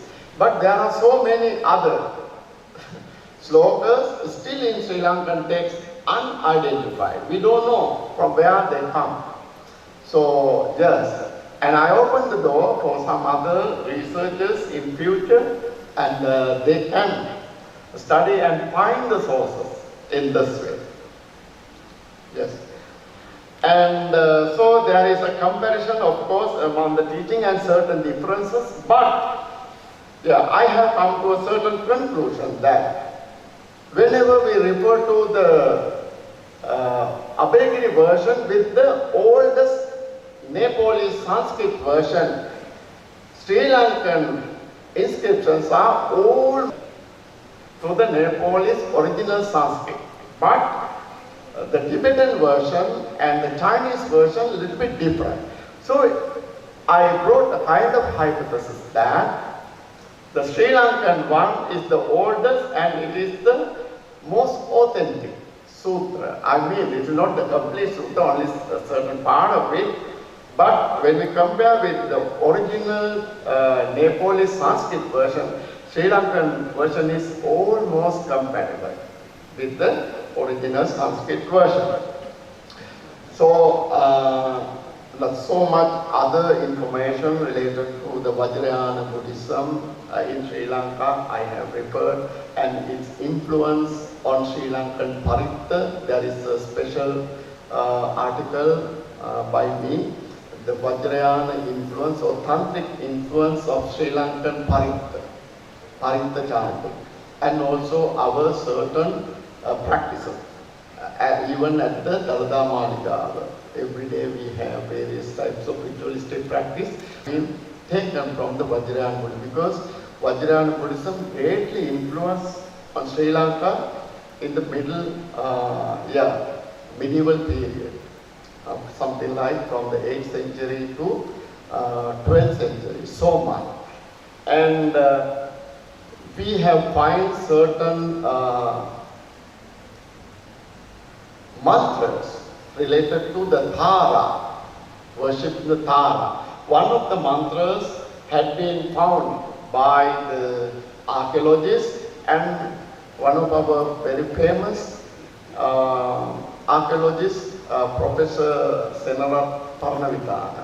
He had read that mantra, Om Tare Tuttare Ture Swaha. One character was different. Then I read that sutra, even in the Sarvatathagata Sutra, that Dharani is mentioned there.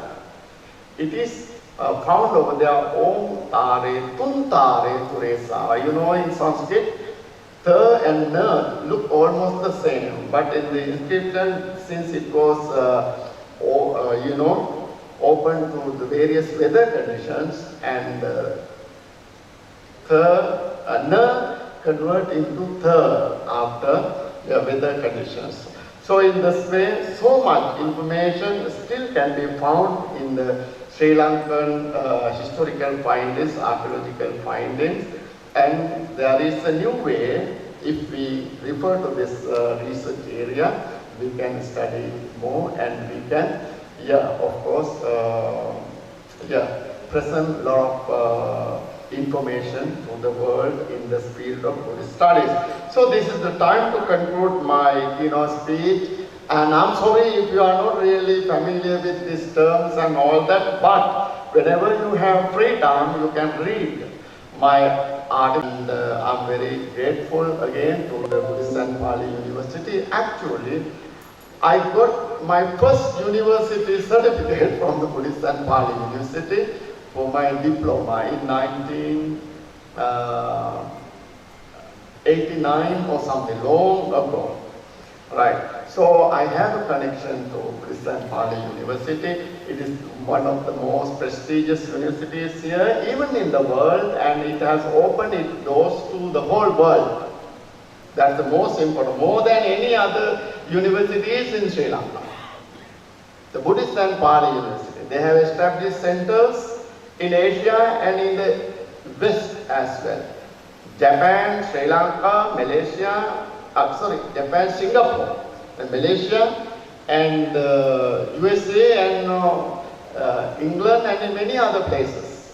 Right? Buddhist and Pali University is very popular. And I have a kind of connection now as well, because there are certain PhD students in Singapore, and though I am not teaching at Buddhist and Pali College in Singapore, I am teaching at Buddhist College of Singapore, but I am supervising, I think, 4 or 5 PhD students, including the Venerable who is sitting in front of me, Venerable 𝐾𝐞𝐫𝐞𝐦𝐨𝐧. And in this way, I have a connection. Actively, I connect with the Buddhist and Pali University, and I'm happy to do that, and thank you very much for that. And I wish you all the very best and good luck. Thank you so much.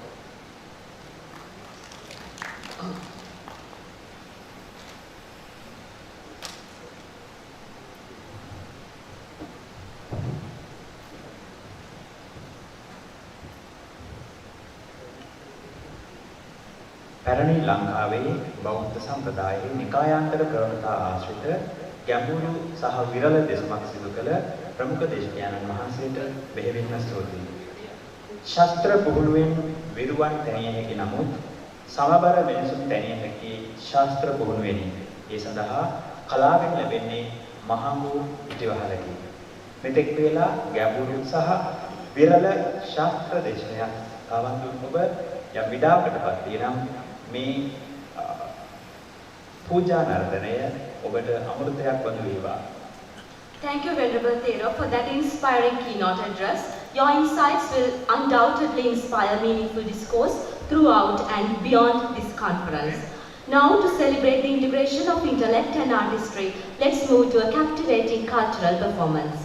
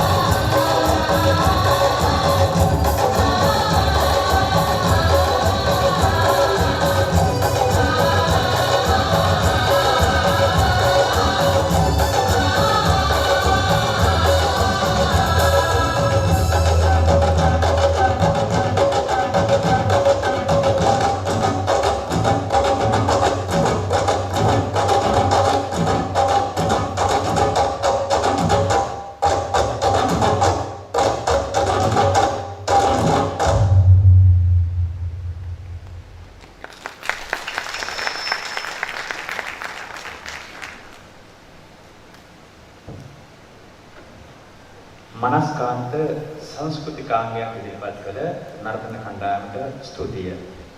අපගේ ආරාධනය පිළිගෙන මෙම සුවිශේෂී අවස්ථාව සඳහා සහයෝගය දැක්වූ විශේෂ ආරාධිතයින් සඳහා කෘතඥතා පූර්වකව සමරු පිළිගැන්වීමේ අවස්ථාවයි ඊළඟට එළඹ තිබෙන්නේ. Thank you very much. It was indeed a unique blend of culture and aesthetic elegance. As a symbol of our deep gratitude, tokens of appreciation will now be presented to our esteemed guests who have honored us with their presence and wisdom. ඒ අනුව පළමුවෙන්ම අප ශ්‍රී ලංකා බෞද්ධ පාලි විශ්වවිද්‍යාලයේ ගෞරවාර මහෝපාද්‍යයන් වහන්සේට ආරාධනා කරනවා සමුළුවේ ප්‍රධාන ආරාධක ස්වාමීන් වහන්සේ වන මහාචාර්ය පූජ්‍ය තුඹුල්ලේ ශ්‍රී ලංකන්න ස්වාමීන් වහන්සේ වෙත සමරු ත්‍යාග පිරිනමන ලෙස. We respectfully invite the Most Venerable Vice Chancellor Thero to present the token of appreciation to the guest of honor, Venerable Professor Tumbulle Sila Kandanayaka Thero.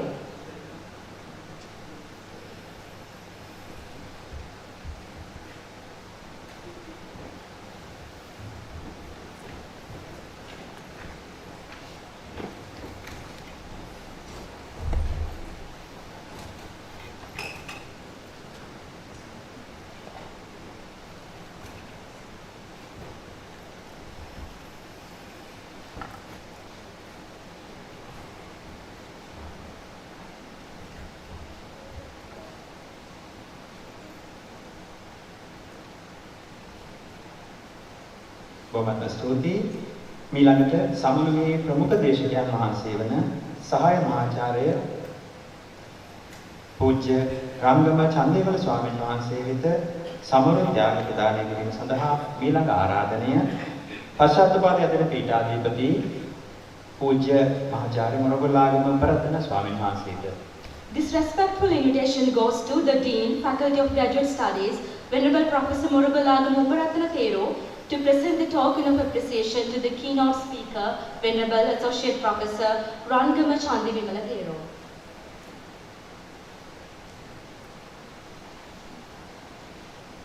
ගෞරවනීය ස්වාමීන් වහන්සේලාට බොහොමත්ම ස්තුතියි. ICPAR 2025 පර්යේෂණ සමුළුව දෙස් විදෙස් පර්යේෂකයන් රැසකගේ පර්යේෂණ ප්‍රතිඵල එකම වේදිකාවක් මතට රැගෙන එන අවස්ථාවක් බව නොරහසක් අවිවාදාත්මක තත්වයක්. බොහෝ විශේෂ ක්ෂේත්‍ර නියෝජනය කරන සියලු පර්යේෂණවල සාරය සහිත සාර සංක්ෂේප ග්‍රන්ථය බහුවිෂයීක ඥාන කෝෂයක් ලෙස හැඳින්වීම අසාධාරණ නොවනටයි මා සිතනවා. එම බහුවිෂයීක ඥාන කෝෂය නිල වශයෙන් එළදැක්වීම සඳහා මේ ගෞරවනීය ආරාධනය පර්යේෂණ කමිටු සභාපති දේශක අධිකාචාර්ය පූජ්‍ය කෝකඳවල විමල ධම්ම ස්වාමීන් වහන්සේට. Thank you, Venerable Theros, for gracing this occasion.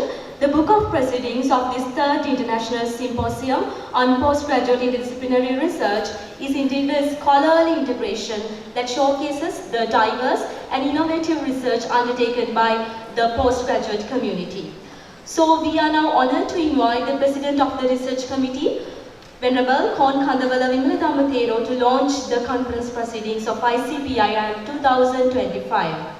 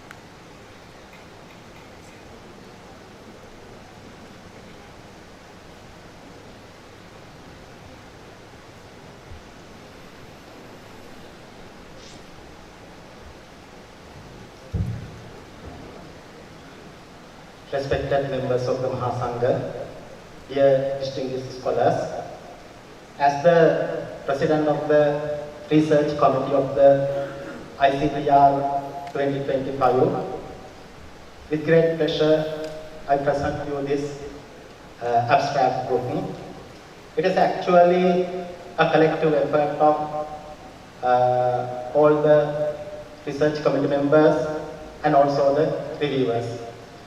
We actually got 139 abstracts for this conference, and out of them 89 were selected.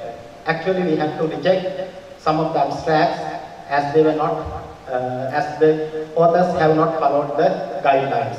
However, we finalized 58 abstracts, and also we received abstracts not only from Sri Lanka, but also from India, Pakistan, Bangladesh, and also from Japan and China also. As the President of the Research Committee of the ICPR 2025, I take this opportunity to convey my gratitude to all the presenters and also the reviewers and also the organizing committee. And I would like to mention you that we have already received the full papers of these abstracts, and we have started the review process. And thank you very much. I wish all the best for the presenters. ස්තුතියි ස්වාමීන් වහන්සේ. කෘතඥ නොවන සාර්ථකත්වයේ සැබෑ සතුට අත්විඳිති. ICPIR 2025 පරීක්ෂණ සමුළුවේදී ස්තුති කතාව සිදු කරන ලෙස අපි තාමත් ගෞරවයෙන් ආරාධනා කර සිටිනවා. මෙම සමුළුවේ ලේකම් වශයෙන් කටයුතු කරන ජ්‍යෙෂ්ඨ කතිකාචාර්ය ආචාර්ය කෝසලා කුමාරගේ මහත්මියට. Thank you, Venerable Sir. To express our heartfelt gratitude to all who contributed to making this event a resounding success, we now invite the Conference Secretary, Senior Lecturer Dr. Kosala Kumaragi, to deliver the vote of thanks.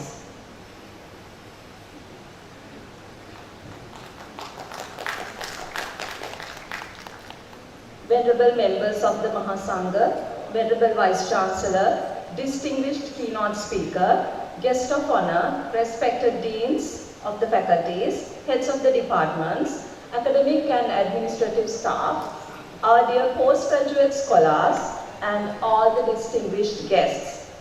It is indeed a great honor and privilege for me as the Secretary of the International Conference on Postgraduate Interdisciplinary Research 2025 to deliver the vote of thanks on this memorable occasion. First and foremost, I extend my heartfelt gratitude to our keynote speaker, Venerable Associate Professor 𝐼𝐧𝐚𝐿 for gracing this event with an inspiring and thought-provoking address. My deepest respect and gratitude also go to our guest of honor, Venerable Professor 𝐾𝐞𝐫𝐴 𝐶 the former Vice Chancellor of our university, for your gracious presence and the wisdom you shared with us. We are equally grateful to our Vice Chancellor, Chair Professor Homagama Dhammananda Thero, for the guidance, leadership, and encouragement extended throughout the preparation of this conference. My sincere thanks also go to the Dean of the Faculty of Buddhist Studies and the Dean of the Faculty of Language Studies for their continuous support and cooperation. A very special word of appreciation must be extended to the Dean of the Faculty of Graduate Studies for the constant advice, direct decisions, and invaluable assistance that helped us steer this event towards success. My sincere thanks go to the Venerable Associate Professor 𝐷𝑒 the Chair of ICPIR 2025, the Treasurer Ms. Gaya Revansha, the Coordinator Dr. Ishanka Malsiri, and Ms. Ramesha, the Conference Assistant, for the utmost support rendered for the success of the conference. I take this opportunity to express my deep appreciation to the Advisory Board, all committee chairpersons and committee members who worked tirelessly, often spending sleepless nights to make this event a reality. My heartfelt thanks also go to the lecturer Mr. Supun Kaluarachi, the Secretary of ICPIR 2024, for his kind guidance, advice, and continuous support throughout the planning process. We are also grateful to the librarian, registrar, senior assistant registrars, to whom we had to bother quite often in the process. A special note of appreciation also goes to our Bursa, senior assistant Bursa and their staff for the generous support and understanding extended in all financial matters. I highly appreciate the work engineer, curator and their staff for their invaluable assistance in logistical and technical arrangements. Our sincere appreciation extends to all the research presenters whose valuable contribution from the very essence of this conference. Without you, this event would not have been possible. And thank you so much, our great compeers of the day, the lecturer Mr. Supun Kaluarachi and Ms. Varsha Ranasinghe. Finally, a heartfelt thank you to all the staff members of the Buddhist and Pali University of Sri Lanka who extended their helping hands in numerous ways to make this conference a grand success. Once again, I extend my gratitude to each and everyone who contributed directly or indirectly to the success of the ICPIR 2025. Thank you all and may the blessings of the Triple Gem be upon you. සමුළු ලේකම්තුමියට අපගේ ස්තුතිය. න්‍යාය පත්‍රයෙන් පෙනෙන්නේ අප ක්‍රමයෙන් සමාරම්භ කුලෙහි අවසානයේ පැමිණ ඇති බවයි. පරිශ්‍රණ විශිෂ්ටත්වයේ තවත් එක් පරිච්ඡේදයක් සාර්ථකව දිගහැරමින් ප්‍රඥා මකරන්දය පාණයට අවකාශ විවර කළ ICPIR 2025 පරිශ්‍රණ සමුළුවේහි සමාරම්භ කුලෙල මෙතකින් සමාප්ත වෙනවා. ඒ සමගම සමාරම්භක පරිශ්‍රණ සතිය මේ ස්ථානයේ පැවැත්වෙන බැවින් ඔබ සැවොම ආසනව රැඳී සිටින්නටයි අපේක්ෂා කරනවා. Thank you, Dr. Kumarage, for that sincere expression of gratitude. Now we have arrived at the conclusion of the inauguration ceremony of this international conference, which was filled to the brim with nectar of wisdom, as you very correctly mentioned. So the plenary session will commence shortly, and we kindly request all participants to remain seated. ජාතික ගීය වාදනය කිරීමෙන් සමාරම්භ කුලෙහි නිල සමාප්තිය සනිටුවා කරන අතර ඒ සඳහා සැවොම අසුන් වලින් නැගී සිටින ලෙස කාරුණිකව ඉල්ලා සිටිනවා.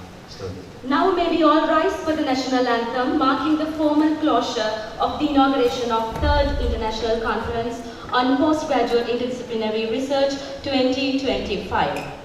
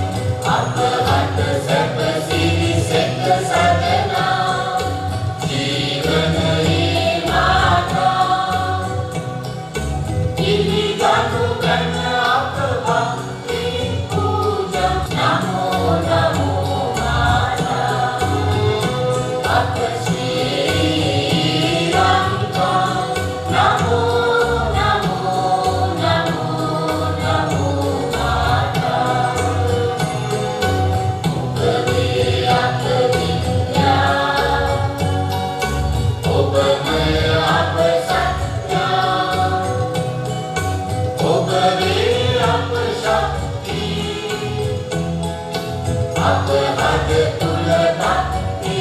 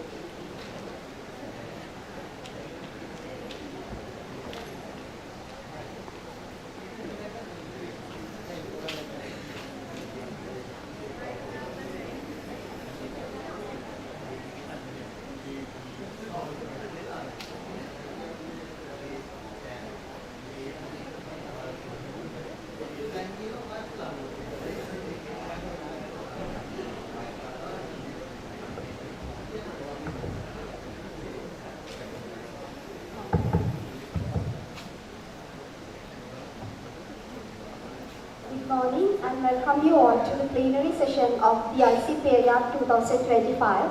First, it is my great pleasure to introduce the co-chair of this session, Dr. Mrs. 𝐾𝐤𝐫𝐴𝐐𝐞𝐫𝐞𝐦𝐨, a senior lecturer attached to the Department of English Language Teaching at the Buddhist and Pali University of Sri Lanka. Dr. 𝐾𝐤𝐫𝐴𝐐𝐞𝐫𝐴 holds a Bachelor of Arts Honours in English Language and English Literature from the University of Sri 𝐶𝐻𝑎𝑛𝑡𝑎𝑝uram. She has completed her Masters and PhD in Linguistics from the University of Caledonia. In addition to her teaching career, Dr. 𝐾𝐤𝐫𝐴𝐐𝐞𝐫𝐴 has published several journal articles and has presented her research at several national and international conferences. Her research interests include applied linguistics and English literature. I warmly welcome Dr. 𝐾𝐤𝐫𝐴𝐐𝐞𝐫𝐴 and would like to invite her to proceed as the co-chair of the session. Prior to beginning the presentations, I'd like to take a moment to go over the general presentation guidelines.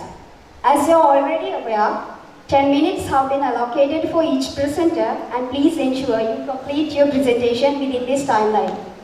During the presentation, a bell will be rung once at the end of 9 minutes as a reminder that you have 1 minute remaining, and twice to indicate that you have exceeded the allocated time and the presentation should be concluded. Wish you all the very best with your presentations. Thank you. Good morning, everybody. It is my duty to introduce the chair of the plenary session, Venerable Professor Morobollagama Uparathana Thero. Venerable Professor Morobollagama Uparathana Thero is a renowned scholar in Pali studies. He holds a Bachelor of Arts degree in Pali with first-class honours from the University of Caledonia, where he also studied Buddhist culture as a subsidiary subject. He further obtained 2 Master of Arts degrees, both in Sinhala and English mediums, from the same university, as well as a Master of Buddhist Studies from the University of Hong Kong. Continuing his academic pursuits, he earned an MPhil from the University of Caledonia and a PhD from Wuhan University, China. His research interests encompass the Pali language, Tripitaka studies, and Pali literature. At present, Venerable Thero serves as a professor in the Department of Pali at the Buddhist and Pali University of Sri Lanka, and as the Venerable Dean of the Faculty of Graduate Studies. So, I'll introduce the presenters of the plenary session. Our first presenter is Venerable Valasimule Bhattya Thero. She will be presenting on the significance of the Abhidhana Pradipika Tika in Pali commentarial literature. And Ms. Yashoda Ridmi Bandaranayaka will be presenting on translating cultural non-equivalence in literary texts, a trans-cultural study of strategies to bridge cultural gaps. So now I invite our chair to invite them for the presentations. Thank you very much. our co-chair, senior lecturer Dr. 𝐾𝐞𝐫𝐞𝐦𝐨, and the moderator 𝐂𝐞𝐫𝐴𝑐𝐸. Good morning to all of you. Most Venerable Mahasangha and all the dignitaries and the paper presenters and participants. This is the first session, the plenary session of 5. All the presenters, now you know the rules of this plenary session, and at the end of the 9 minutes, the ring will be belled one time, so then it remember, so you have 1 minute. So without taking much time, because the time is passing immediately, I would like to invite the first presenter, Venerable Walasmulle Badhiyathera. His topic is Democratic Principles in Buddhist Monastic Governance, a study of the 7 Vinaya settlement methods. Venerable, over to you.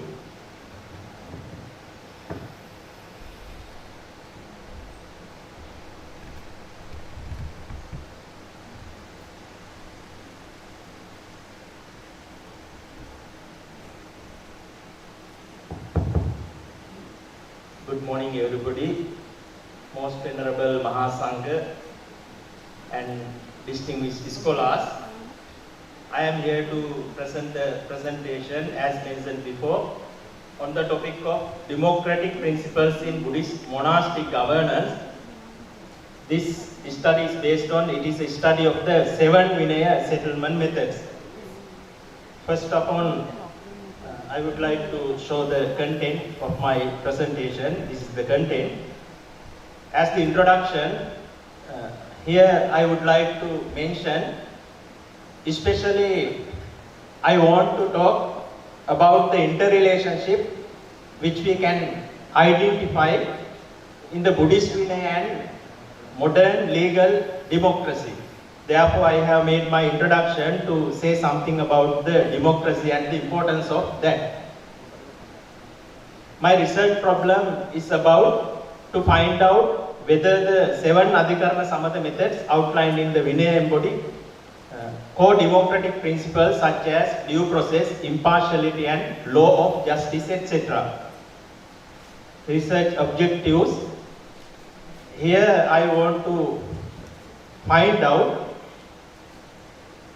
what are the democratic features which we can identify in especially in the 7 settlement methods.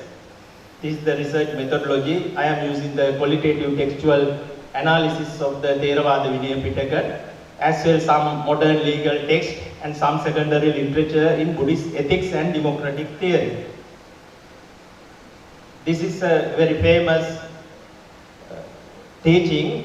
This is about 7 Vinaya settlement methods. I am not getting much time to explain about these 7 one by one. To have a basic idea, I want to say something.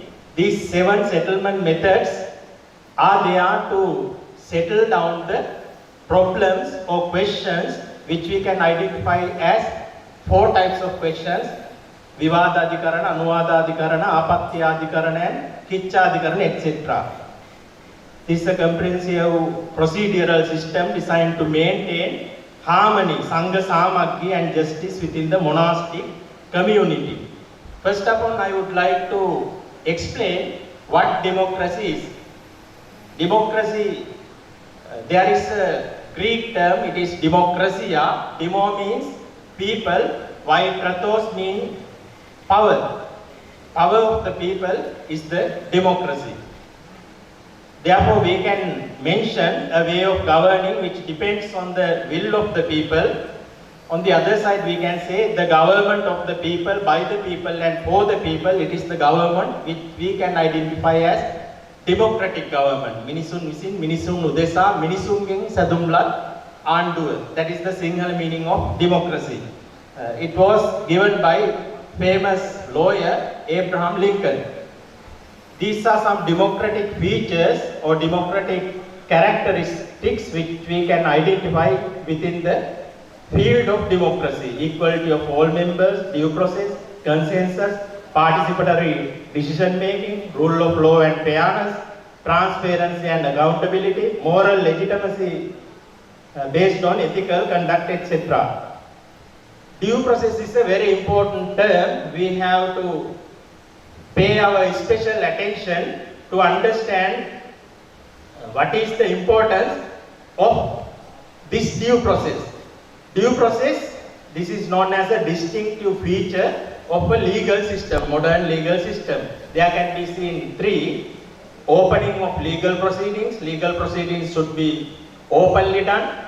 The right of every party to be heard, both accused party and the party who is making the complaint, both parties should have the right to hear. The judge is impartial. The judge should be impartial. There is a very famous statement that is a ethical principle, nemo 𝐻𝙣𝙩𝐵𝐚𝐿𝐼𝐧𝐬𝐲. That means no one should be a judge in their own case. If there is a case, the judge has to interfere as the judge in the court.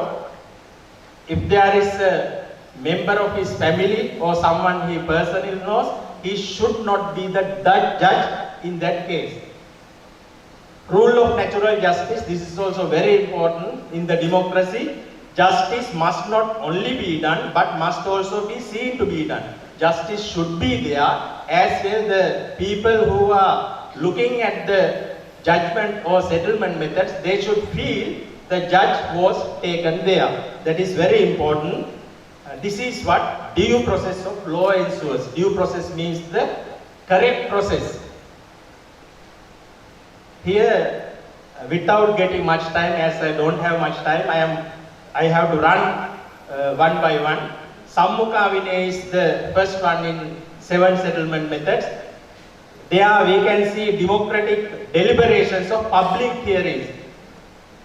This is a face-to-face settlement method. A verdict in the presence of should be given. When considered Buddhism, the presence means the Sangha should be there, Dhamma should be there, the matters should be relevant to the Dhamma, etc. Those procedures should be running out. Likewise, in the democratic feature also, in the modern legal proceeding, same type of characteristics are followed. Next one, Sati Vinaya. It is a verdict of mindfulness may be given. Sati Vinaya, according to Buddhist teaching or foundation, we can identify Sati Vinaya is generally given to an Arahant. Amulya Vinaya, settlement by sanity. That means past sanity may be given. A verdict of past insanity. Someone should be doing a misconduct. When he was doing that misconduct, he was not in good mentality. Such type of people are given a certain compassion or certain kindness, certain release. Likewise, in modern legal system also, they are having certain method of the same procedure, but it is little bit different. Patiññāta-karana, settlement by confession, acting in accordance with what is admitted. That means the accused person, offender, can accept, I have done this offense. In the Buddhism, it is highly appreciated, the Chetana. Likewise, in the modern legal system also, there are 2 special terms which are known as mens rea and actus reus. Mens rea especially mentioned about the Chetana, volition. Actus reus, it is about the action. In the Buddhism, people can say, they can confess, I have done this, but in modern legal system, though they accept, sometimes the evidence are considered, it is depending according to the fault or offense or the situation. Next one, 𝐴 acting in accordance with the majority. Majority decision when consensus fails. That means even in Buddhism, the decision of majority is highly appreciated, but there are sometimes considering the participants, they are using different types of 3 special types of voting system in Buddhism. But in modern legal system, it depends according to the jury. Sometimes there are 3 judges, and 5 judges. Sometimes there is a special bar called jury. It depends according to the offense and the situation. Tassa papiyasika, settlement by censor, acting in accordance with the accused further misconduct. This is also very important. You can see here, similar to democratic checks and balances. The community acts as a moral regulator, ensuring accountability through collective concerns. Then Tinawattaraka, this is also very important, covering over as with grass. If the situation is dangerous, problem is not suitable for the community, continuous, they are generally covering, the problem is covering, considering the situation. That type of method is available even in modern legal situation. Then democracy in Vinaya, you can identify these are the things. Equality in modern legal system, while everyone has equal voice and vote in Buddhism. Rule of Dhamma, rule of law, deliberation, dialogue before decision, accountability, etc. You can see here, highly considered, higher place was given to the quality. As the conclusion, I would like to show you, both Vinaya and legal system are very important, and they are giving excellent democratic polity and democratic background in the settlement methods. These are my references, and thank you so much for having a patient hearing. Thank you very much. Thank you very much, Venerable, for winding up your presentation on time. I think so you can understand very well what we talk about the 7 Adhikarana Samatha. There are 7 factors to settlement of the Vinaya rules, and he did the comparative study and democratic nature of 7 Adhikarana Samatha and modern law like that. Okay, so we come to the question and answer session after finish all the presentations. Okay, thank you, Venerable. I would like to invite for the second presentation, 𝐲𝐻𝐸𝙧 Paranjab. Your topic is significance of the 𝐈𝐧𝐚𝐻𝐸𝙧 𝐂𝐞𝐫𝐞𝐦𝐨 in Pali commentarial literature. 𝐲𝐻𝐸𝙧, over to you.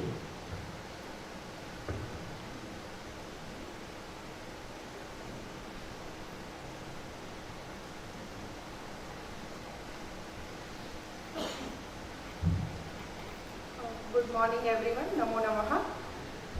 Myself is 𝐲𝐻𝐸𝙧 Paranjab. I am coming from Bangalore, India, and my presentation today focuses on 𝐈𝐧𝐚𝐻𝐸𝙧 𝐂𝐞𝐫𝐞𝐦𝐨, a super commentary on one and only extensive Pali lexicon, that is 𝐈𝐧𝐚𝐻𝐸𝙧.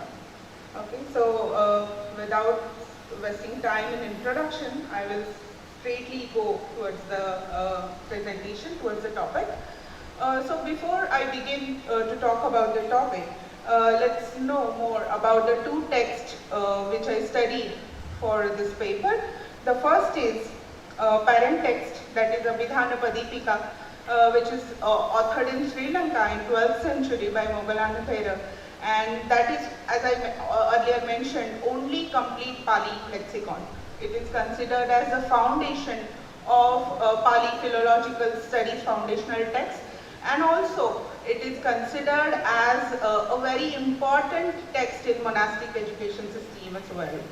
So there is commentary on this text, which is 𝐈𝐧𝐚𝐻𝐸𝙧 𝐂𝐞𝐫𝐞𝐦𝐨, It is written 2 centuries later, that is in 14th century in Burma, by a minister called Chaturanga Bala. He was also a Niti expert as well as the Pali lexicographer.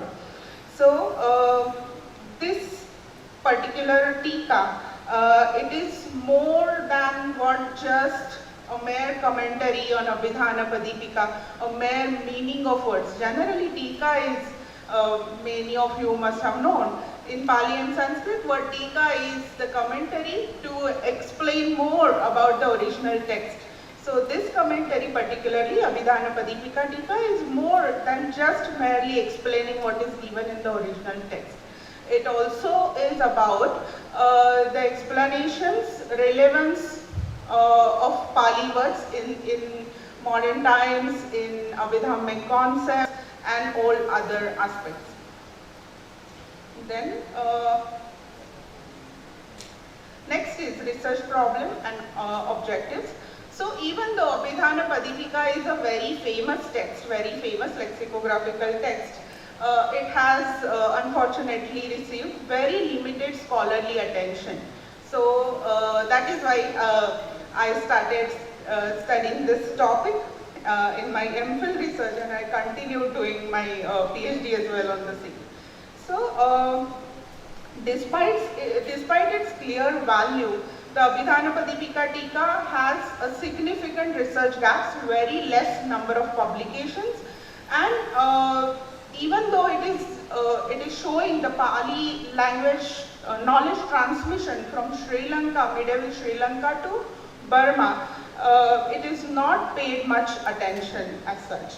So the primary objectives of this research are analyzing linguistic features of the Tika, then examining the treatment given to the Pali terms, and then situating its contribution to logical traditions. Then the methodology. My methodology is rooted in 3 scholarly approaches. First is textual analysis. It is close reading of the primary sources using established editions and some of the manuscripts. Then secondly, it is comparative study. I systematically compare the 𝐈𝐵𝐻𝑃𝐴 Tika glosses against the original 𝐈𝐵𝐻𝑃𝐴 definitions, that is the parent text, and compared it towards other Sanskrit models as well as Pali canonical texts. Then third approach for the methodology is doctrinal framing.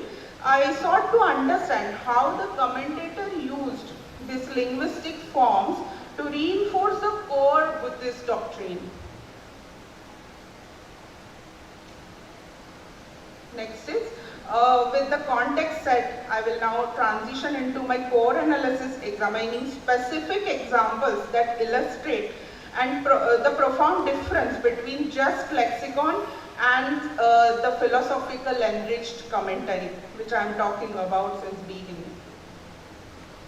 So comparative analysis. So because of the time limitation, I have just taken the 2 examples. I have discussed more examples in the paper. So here it is just to show you the example how the commentary is more than just explanation of the glosses. So this table represents in a way heart of my findings, showing how the Tika adds philological weight to the simple listing of words. So the first is term asankhata, that is unconditioned. So parent text gloss mentioned it as a synonym of asankhatam, and Tika dramatically explains this by stating it that this which is not conditioned by the causes, so which is additional meaning than that of the parental text. This addition is critical. It explicitly links the word to core abhidhammic categories and the goal of nibbana, how it is related, how the term is related to that. Then transforming the simple definition again into the philosophical statement and conceptually more profound output. The second word, that is term siva, which is generally in all the dictionaries it is given as the replacing word for peace or security. The 𝐈𝐵𝐻𝑃𝐴 gives a simple definition, state of peace.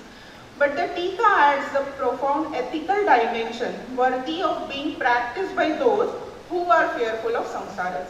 So this additional sense of meaning is given in Tika, which is not there in the primary text, or which is not even suggested sometimes in the original text. So the commentator takes a neutral form and gives it the ethical spiritual context, which makes this Tika a direct guide for Buddhist practices and better understanding of the canonical text.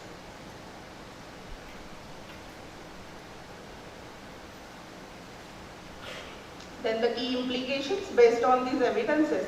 I established three scholarly implications. First is doctrinal depth. The Abhidhana Padipika Tika proves that the Burmese scholars, particularly in the field of lexicography and grammar, they treat it as a living field, fully integrated with ethics and philosophy, but as an independent, enriched field of knowledge. It was an act of teaching of Dhamma through the science of words. Then the scholarly innovations, 𝐶𝑎𝑡𝑢𝑟anga Bala, who is the commentator here, he is engaged critically with all the material available to him. He is not just summarizing or correcting ambiguities, he is also critically establishing some rules in connection with the canonical Pali text. Then transmission and localization.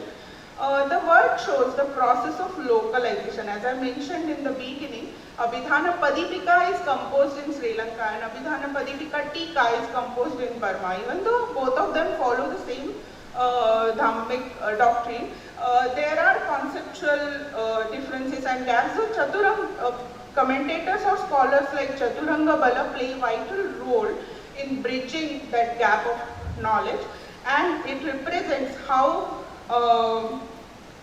Sri Lankan texts were received and adapted to reflect the scholarly priorities specifically in 14th century medieval Burma.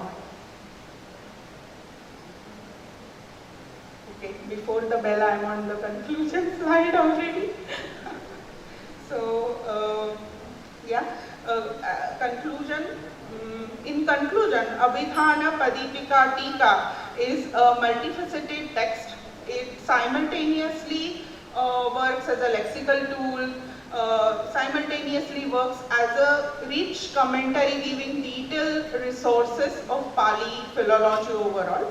This masterful balance demonstrates that 𝐶𝑎𝑡𝑢𝑟anga Bala's work is a powerful example of the Burmese tradition's crucial role, not just in preserving the text, but also in actively expanding and interpreting inherited Pali knowledge from Sri Lanka. So that is it from my presentation, from my side. Questions and comments are welcome. Thank you. Thank you very much, Ms. 𝐗𝑎𝑦 for winding up your presentation on time. And in her presentation, she talked about the Abhidhana Padipika written in Sri Lanka by Venerable Moggallana Thera in the 12th century. And 𝐶𝑎𝑡𝑢𝑟anga Bala from Burma, he wrote the Abhidhana Padipika Tika in 14th century. I think actually the Abhidhana Padipika is written based on the Sanskrit Amarakosha. It's like a dictionary, it's like the thesaurus, and because there are many synonyms, and so that is the style of Abhidhana Padipika. So thank you very much for your nice presentation, and we come to the question and answer at the end of the presentations. Our last presenter of this plenary session, Ms. 𝐻𝑒𝐾𝐫𝐞𝐦𝐵𝐴𝑛𝐺𝑎𝑠 Bandaranaike. Her topic is translating cultural non-equivalent in literary text, a transcultural study of strategies to bridge cultural gap.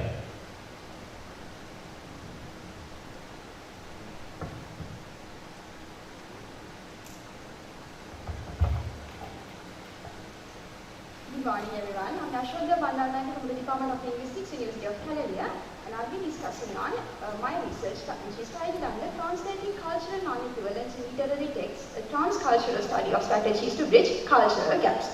So first of all, translation is simply the act of transferring knowledge or aesthetic value from one language to another. When it comes to literary translation, this is considered as a concept which is all about transferring aesthetic values incorporated in the source text to a target text through the target language. So cultural concepts are a kind of concept which we usually come across in literary texts and these can be perceived as concrete or abstract inextricable constituents. So when transferring such concepts from one language to another, the ability to identify these kind of the most appropriate equivalents in the corresponding language is considerably or up to considerably low. We can say that it's very low or up to a very great extent. So this study particularly aimed to discern how such non-equivalents are transferred from Sinhalese to English when two distinct cultures are concerned. So this is my research objective, to identify the strategies utilized when translating cultural non-equivalents from Sinhalese to English in literary translation, while the research question was which strategies could be utilized when cultural non-equivalents in literary translation are transferred from Sinhalese to English. So the methodology I followed comprised of both qualitative and quantitative methods. Firstly, a qualitative approach was followed through a comparative content analysis of 117 cultural concepts appeared in the Sinhalese novel 𝐾𝐞𝐫𝐞𝐦𝐨𝐧 by 𝑘.𝐤𝐵 and its corresponding translation, The Death of 𝐾𝐞𝐫𝐴 by Tilak Balasuriya, based on Peter Newmark's categorization of cultural expressions. And out of them, the strategies applied in translating these meanings were studied. And in addition to that, a quantitative analysis was also followed to assess the distribution of these cultural expressions as well as the frequency of these strategies or the translation strategies applied when transferring these meanings from Sinhalese to English. So as it is visible to you, this is the categorization or the classification of Peter Newmark, which comprises of 4 elements, which are ecology, material culture, social culture, organizations, customs and concepts. So for each element I have given one example quoted from the Sinhalese text, and if you go through all these examples which are given in the second column, you might be able to identify that these are not these are intrinsic to Sinhalese language, which might not be able to be identified in English language.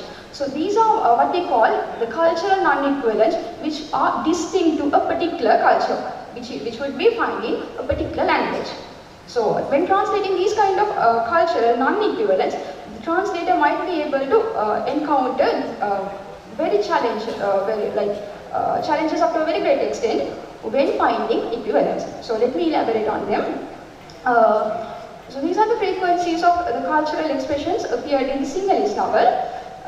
For ecology, there were there were 13 ecology-related cultural expressions and 18 for material culture, 9 for social culture, and 77 encompassing organizational strategy with 35, with its frequency of 35 out of 77. So if you pay attention to the very first strategy, translating by borrowing followed with an annotation, if you pay attention to the very first example, it says So this term period is an intrinsic kind of cultural concept which could be found in Sinhalese culture, but it might not be familiar to the English or the target audience of the target language, which is English. So the translator has borrowed, though the translator has borrowed the term from Sinhalese to English, it is evident that there has been provided an annotation, which means the suttas chanted as blessings, so the target audience is quite easily able to grasp the idea provided by the borrowed term. The second strategy is translating with an equivalent cultural expression. Here also, you can find in the first example, there it appears an idiom, which is a figure of speech. This figurative expression also comes under the cultural concept. So this one has also been translated or transferred to the target language in the target text as an equivalent figurative expression, because in the target language also there we can find an equivalent. So at that point also the target audience is able to identify or grasp the idea which has been given by the source language. And the third strategy is translating with a more general expression. So here, in the first example, it says this is also kind of a figurative expression which can be found in the source language, which is Sinhala. And when it comes to the target language, there you will be able to find kind of, this is not at all a figurative expression, but just a more general expression. However, through this general expression, the idea which has been tried to convey by the source author has been transferred to the target language in a very very appreciable way. However, when it comes to the strategy for which is direct translation, you can find for all these source text terms, including this 𝑘𝐸𝐴𝑁𝐻, 𝑛𝐻𝑒𝑡𝑎 and 𝑦𝐻𝑒𝑡𝑢𝑟𝑎, the target language, the translator has provided direct equivalents, including horoscope, auspicious time and devil dancer respectively. However, when it comes to the source terms, the source text terms, these can be identified as some intrinsic cultural concepts which could be found in Sinhalese culture. They are culture bound, they are context bound. When it comes to the English or the target text, the target language, these might, though the translator has provided direct equivalents, these kind of concepts might not be found in the target language. They might not be familiar with the target audience. Therefore, if I come to the conclusion, so the cultural concepts and expressions, they generally deal with two different cultures, two distinct cultures. Those two cultures might be polar opposite with each other. Therefore, these directly transferred terms, here throughout this research I was able to find that more than half of the terms have been, more than half of these cultural expressions have been transferred directly. So these directly transferred terms would not be familiar to the target audience. Even though we are able to, even though the translator has been able to find direct cultural equivalents or direct lexical equivalents, they might not be familiar with the target language. The prime concern when translating is providing the target audience with comprehensible output. So, when translating such concepts or the concepts encompassing cultural concepts, if non-equivalents appear, it would be challenging to reproduce the exact reaction of the target audience of the translation. So, this means that when we are translating, there's a concept in translation, especially in literary translation, if we are translating, the effect produced by the target, the effect produced on the target audience of the source text has to be reproduced in the target audience of the target language as well. Therefore, in order to fulfill that aim or that objective, the target or the target text or the translation has to be very comprehensible. Therefore, finally, or as the conclusion, it could be suggested that it would have been better if the translator had transferred these cultural non-equivalents by following one of the aforementioned strategies encompassing providing with a cultural equivalent, or borrowing with a notation, or following by another general term, rather than directly translating them, as the direct translation has been the prime strategy of translating in this novel. So, in my standpoint, it could not be considered the most appropriate strategy when it comes to literary translation, when translating cultural concepts from the source language to the target language. So that's it from my end. Thank you. Thank you very much, Ms. Ridney, for doing a very good and interesting presentation. So I think she did in her presentation, the translators face the challenges for translating one language to another. And not only in Sinhala to English, so we know it's too difficult to translate the Pali terms, Pali into English. It's too difficult. Sometimes we can see there's a Pali word, the Pachabhadda. It is translated in the Pali text society after having evening meals like that. But the real meaning is after having a meal, but it is the Pacha means they have translated as evening meal like that. Okay, so therefore your presentation is very good and very interesting, and now we open to the audience to ask any questions. There were 3 presentations: the democratic principles in Buddhist monastic governance, the study of 7 Vinaya settlement methods by Venerable Varasmuli Bhadyathera and the significance of the Abhidhana Padittika Tika in Pali commentary literature, Ms. 𝐿𝐧𝐻 and the translating cultural non-literal in literary text, the transcultural study of strategies to bridge cultural gaps, 𝐾𝐫𝐽𝐻. So now we open to the audience to ask any questions or from any presenter.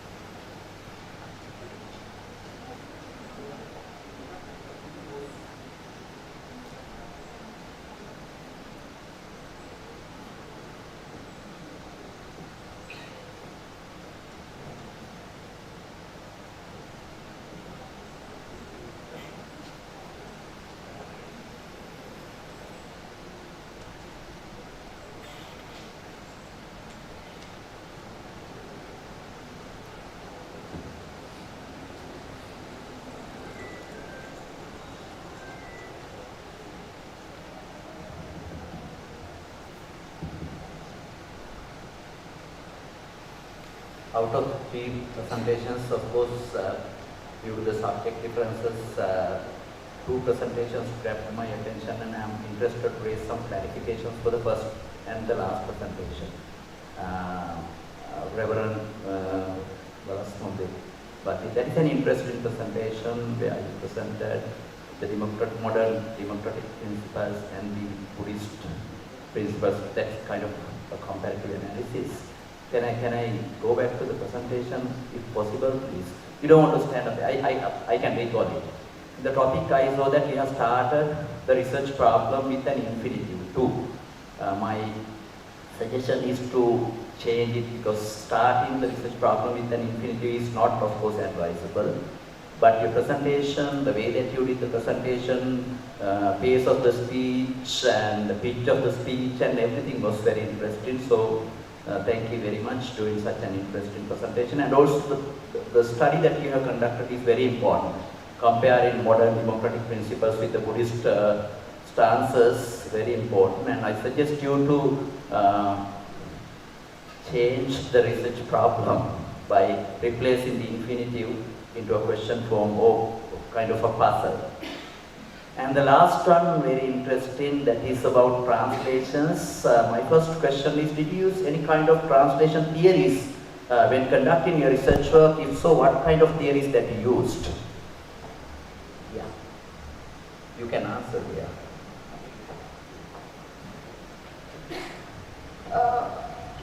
The translation theory which I followed was Peter Newmark's translation theory about cultural concepts. It is called the Peter Newmark's translation theory of cultural classification, which comes in his book called A Textbook on Translation Studies. Thank you. Thank you. Through the explanations that you have given in the slides, I realized that it is advisable if you can integrate Lawrence Venothi's domestication and foreignization as a theory for your study. Alright, yes. Yeah, and also I saw that a big gap between your research topic and the content.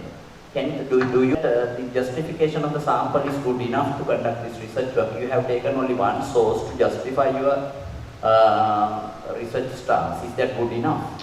Since this is, I think, since this is not about a thesis and all, I thought, quoting from a book, because there are 117, what do we call it, 117 excerpts or 117 cultural concepts. I was able to quote from that book. I thought that that would be enough, depending on the this is a conference. I'm interrupting. If so, the title could have been changed to better reflect your content, because you are talking about only Punchirala, but the title is kind of a broad term where we cannot exactly see what you are going to do through the title. So that you can take it as a case study by naming what Punchirala is in the topic itself. And also I saw that you have mentioned in the methodology you have used kind of quantitative analysis. If you have done so, which kind of apps or which kind of techniques that you use to do the quantitative analysis? Usually when it comes to quantitative analysis, what we do is we go through is there any way I can?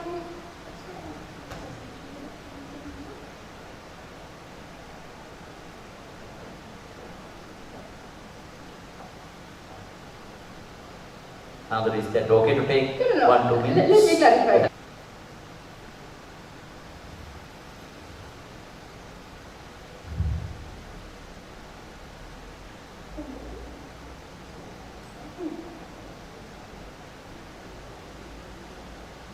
Do you have enough time?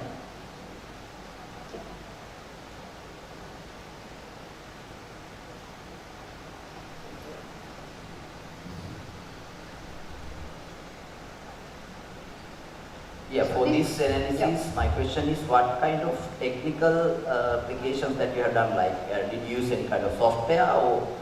No, these are done manually. Alright, okay, thank you. Usually when it comes to content analysis, what we do is, we do the, it's more like the desk research for us. We don't do field visits, like usually it's not for us.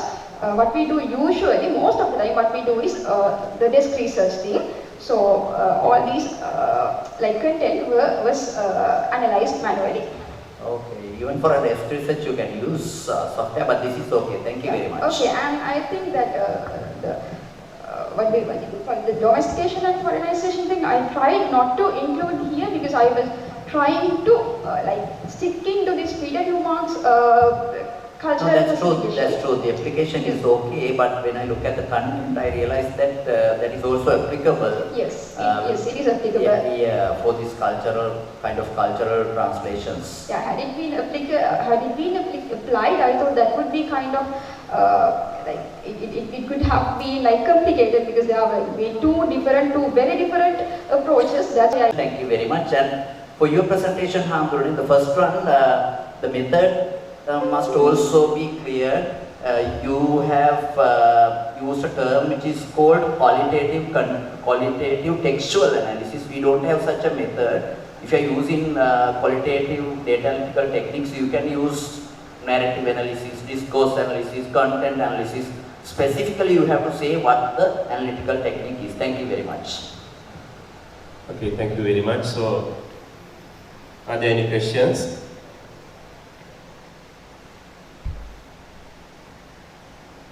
Okay, so if there's no any questions, we can wind up this session. I would like to invite the co-chair to conclude the session. Thank you, Hamdullah. So we have come to the end of the plenary session. So I'm really thankful for all the three presenters for your nice presentations.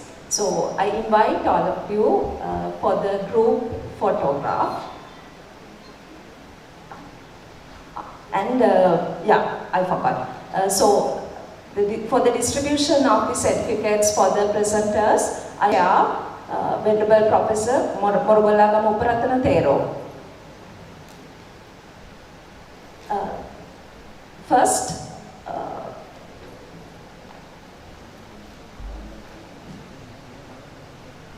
for the first presenter, Venerable 𝐻𝐼𝐧𝐬𝐧.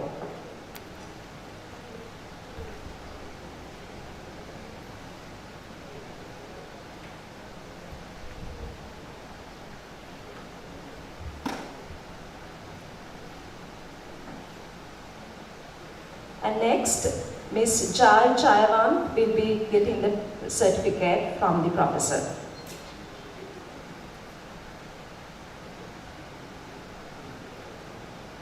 And Ms. Yashodhya with me, please come to get your certificate.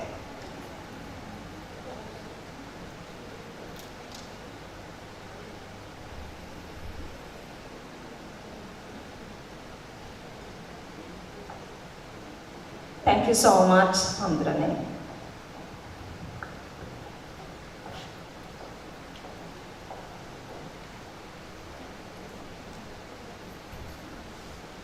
So we will get ready for the group photograph.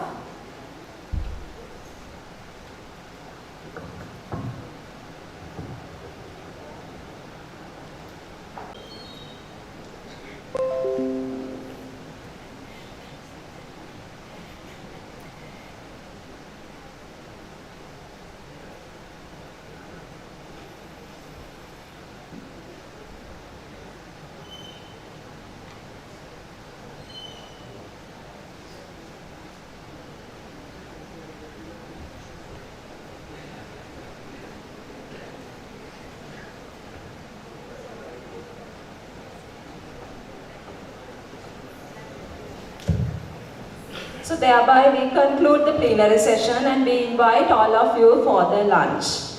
Thank you. So next session will be starting by 1 p.m. Please go to the specific places where you are going to present, right? All the presenters.